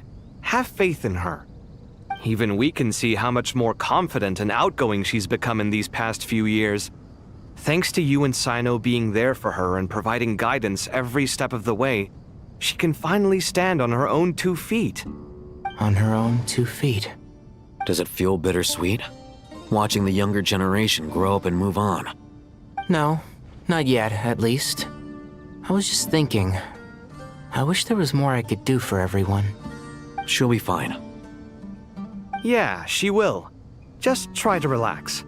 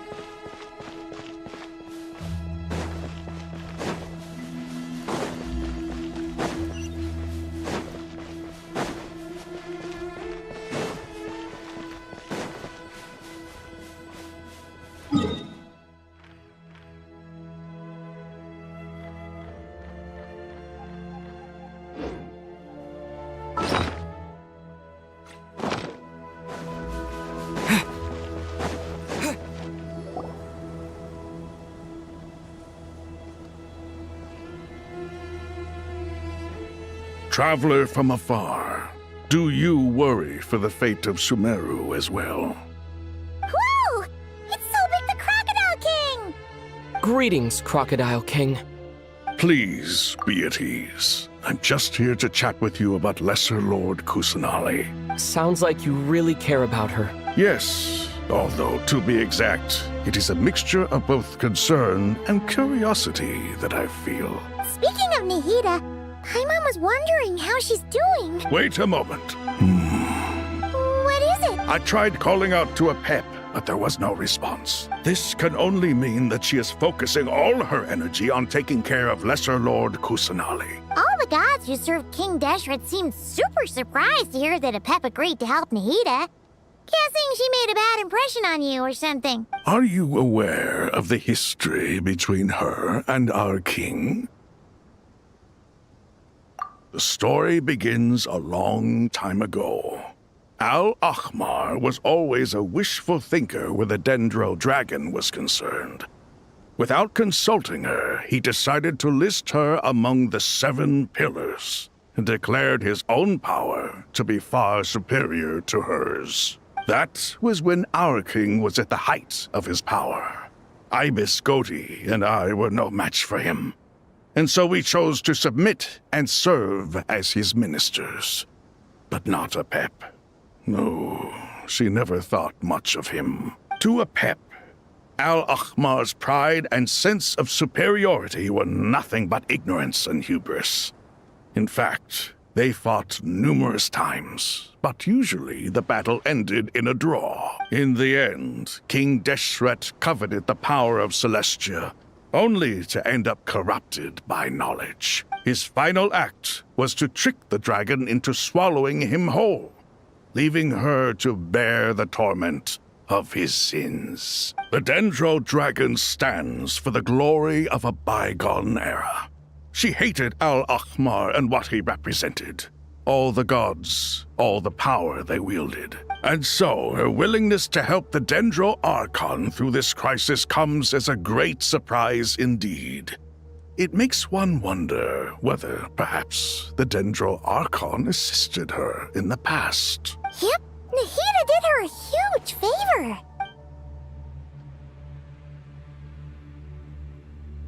So Lesser Lord Kusanali put an end to the Dendro Dragon's many long years of torment. As much as she loathes the 7, Apep knows kindness when she sees it. No wonder she was willing to make an exception. Yeah, that's the sense we got from dealing with her too. She is not incapable of coexisting with other living things. Rather, she actively chooses to avoid coexistence. And this despite the fact that she symbolizes life itself. How ironic. All of this being said, I wouldn't expect too much from her if I were you. Nothing will change her hatred towards humanity and gods. We'll keep that in mind. Anyway, how much longer do you think Nahida needs to stay with Apep? For all we know, the Fatui might still be in the desert. Just to be on the safe side, why don't we grab anyone who isn't busy right now and go look for her? I'm alright, Paimon. Huh? Was that Nahida's voice?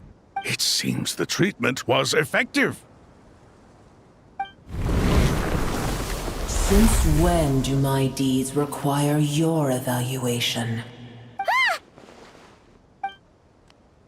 Here will do just fine. I had no intention of taking you any further. One ought not expect greater generosity than they have earned. You always hide your kindness away like an oasis within a sandstorm. Only those who make it through the swirling winds can know just how beautiful that oasis is, and how much hope it brings. You dare appraise my being? No, I'm expressing my gratitude.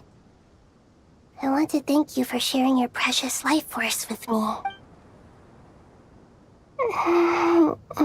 Awake already? You are more resilient than I thought. Pep, I feel much better. Thank you. Gods and their gratitude mean little to me.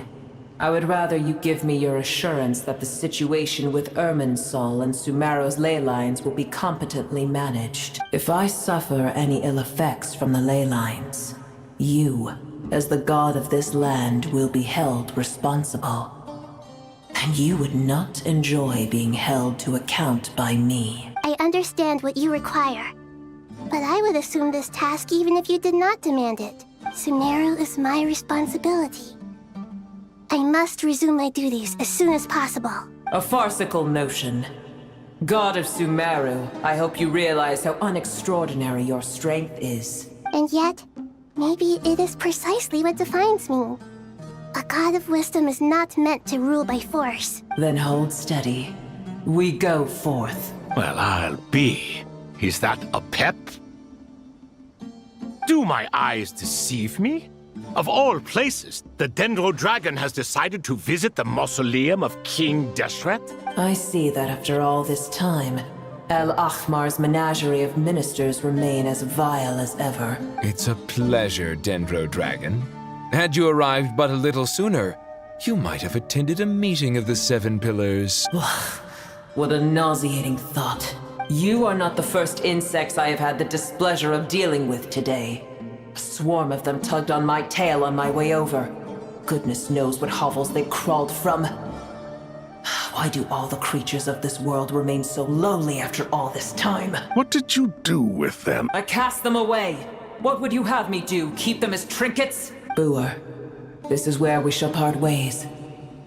To be clear, I do not wish to see you or anyone else here ever again, unless absolutely necessary. Then I wish you peace as you return to your dwelling place. It matters not to me. Simply refrain from bothering me again. A force to be reckoned with. At times like this, I feel glad that she has no interest in any of this. Hold on, just hold on, okay? We're almost there. We made it. Huh? Wait, that voice! It's... Uh-oh, I'm gonna fall!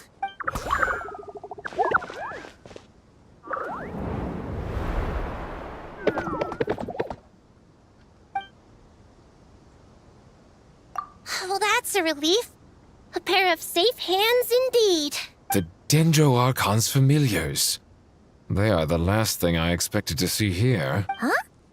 Wait, what are the R&R doing here?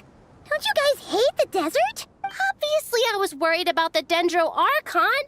I've been supporting them with my Pari powers the whole way here. Oh, you seem pretty nervous. Is it because there are too many people around? Not just people.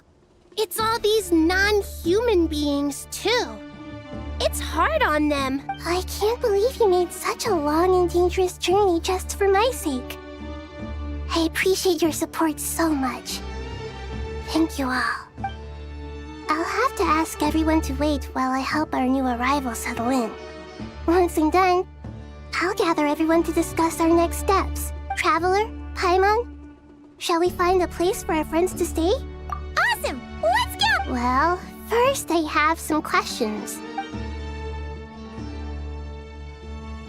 Okay, I think that covers everything. Thank you. We can get going now.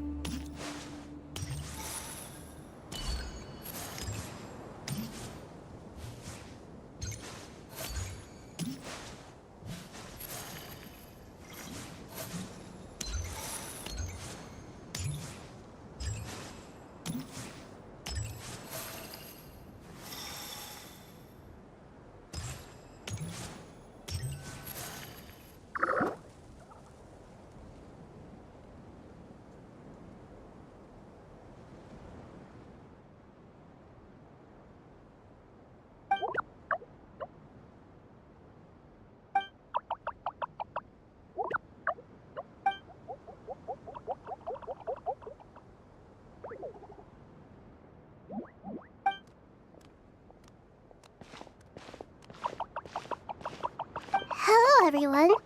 It's only us.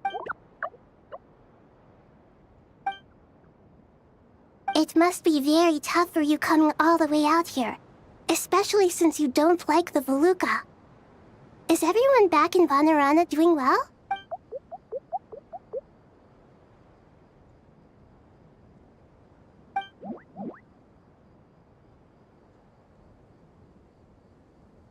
Ah, everyone's here. Good. Are you okay? You look like you were about to pass out back there.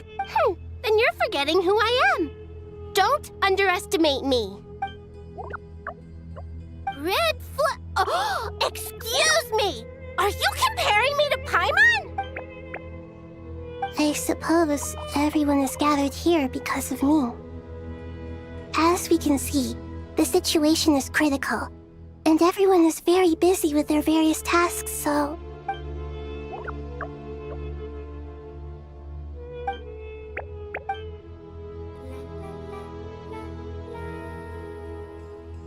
I can't thank you enough. Right now, we're focused on restructuring Aru, processing excess information, and helping restore everyone's I can help too! Just let me know where I'm needed.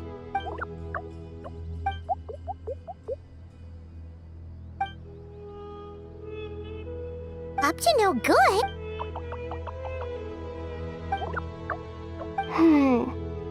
That definitely sounds suspicious. Traveler, Paimon, I have other work to attend to here that needs to take priority.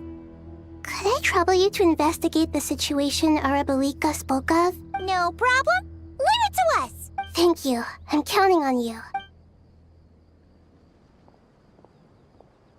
There's one other thing. If you are to work alongside the people of Sumeru, you will need to make yourselves visible to them.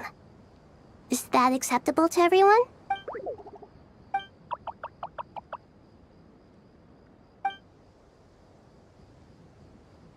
There's nothing to fear. No one here will hurt you. But if you do feel afraid, don't worry. Just call my name and I'll be there. Very well. Now, I shall bestow a small blessing upon you all. Whenever people see you and interact with you, from the moment their gaze meets yours, they will experience the most beautiful of dreams.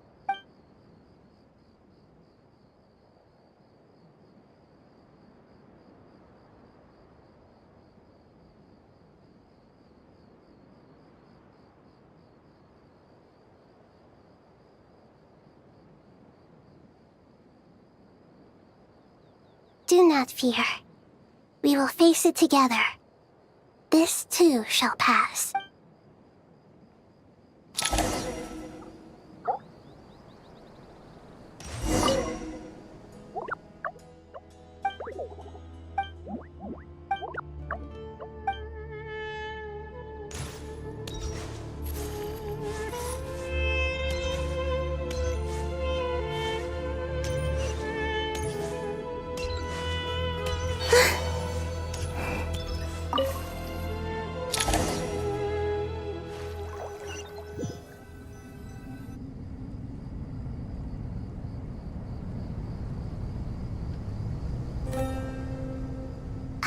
Everyone's here. Wonderful. Dendro Archon, you're back. Are you recovering all right? You mustn't push yourself too hard. I'm doing very well. Thank you for your concern. I see. Using the power of Aru to reboot the Akasha and gain access to Irminsul. It's a sound plan, although I regret to be the bearer of bad news. But with the state that Irminsul is currently in, it's impossible to access via traditional means. Even the Akasha won't change that.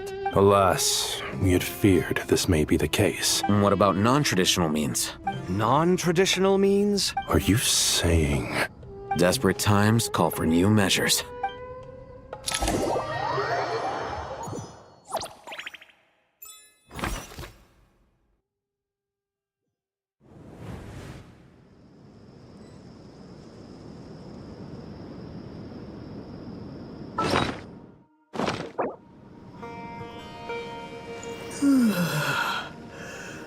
you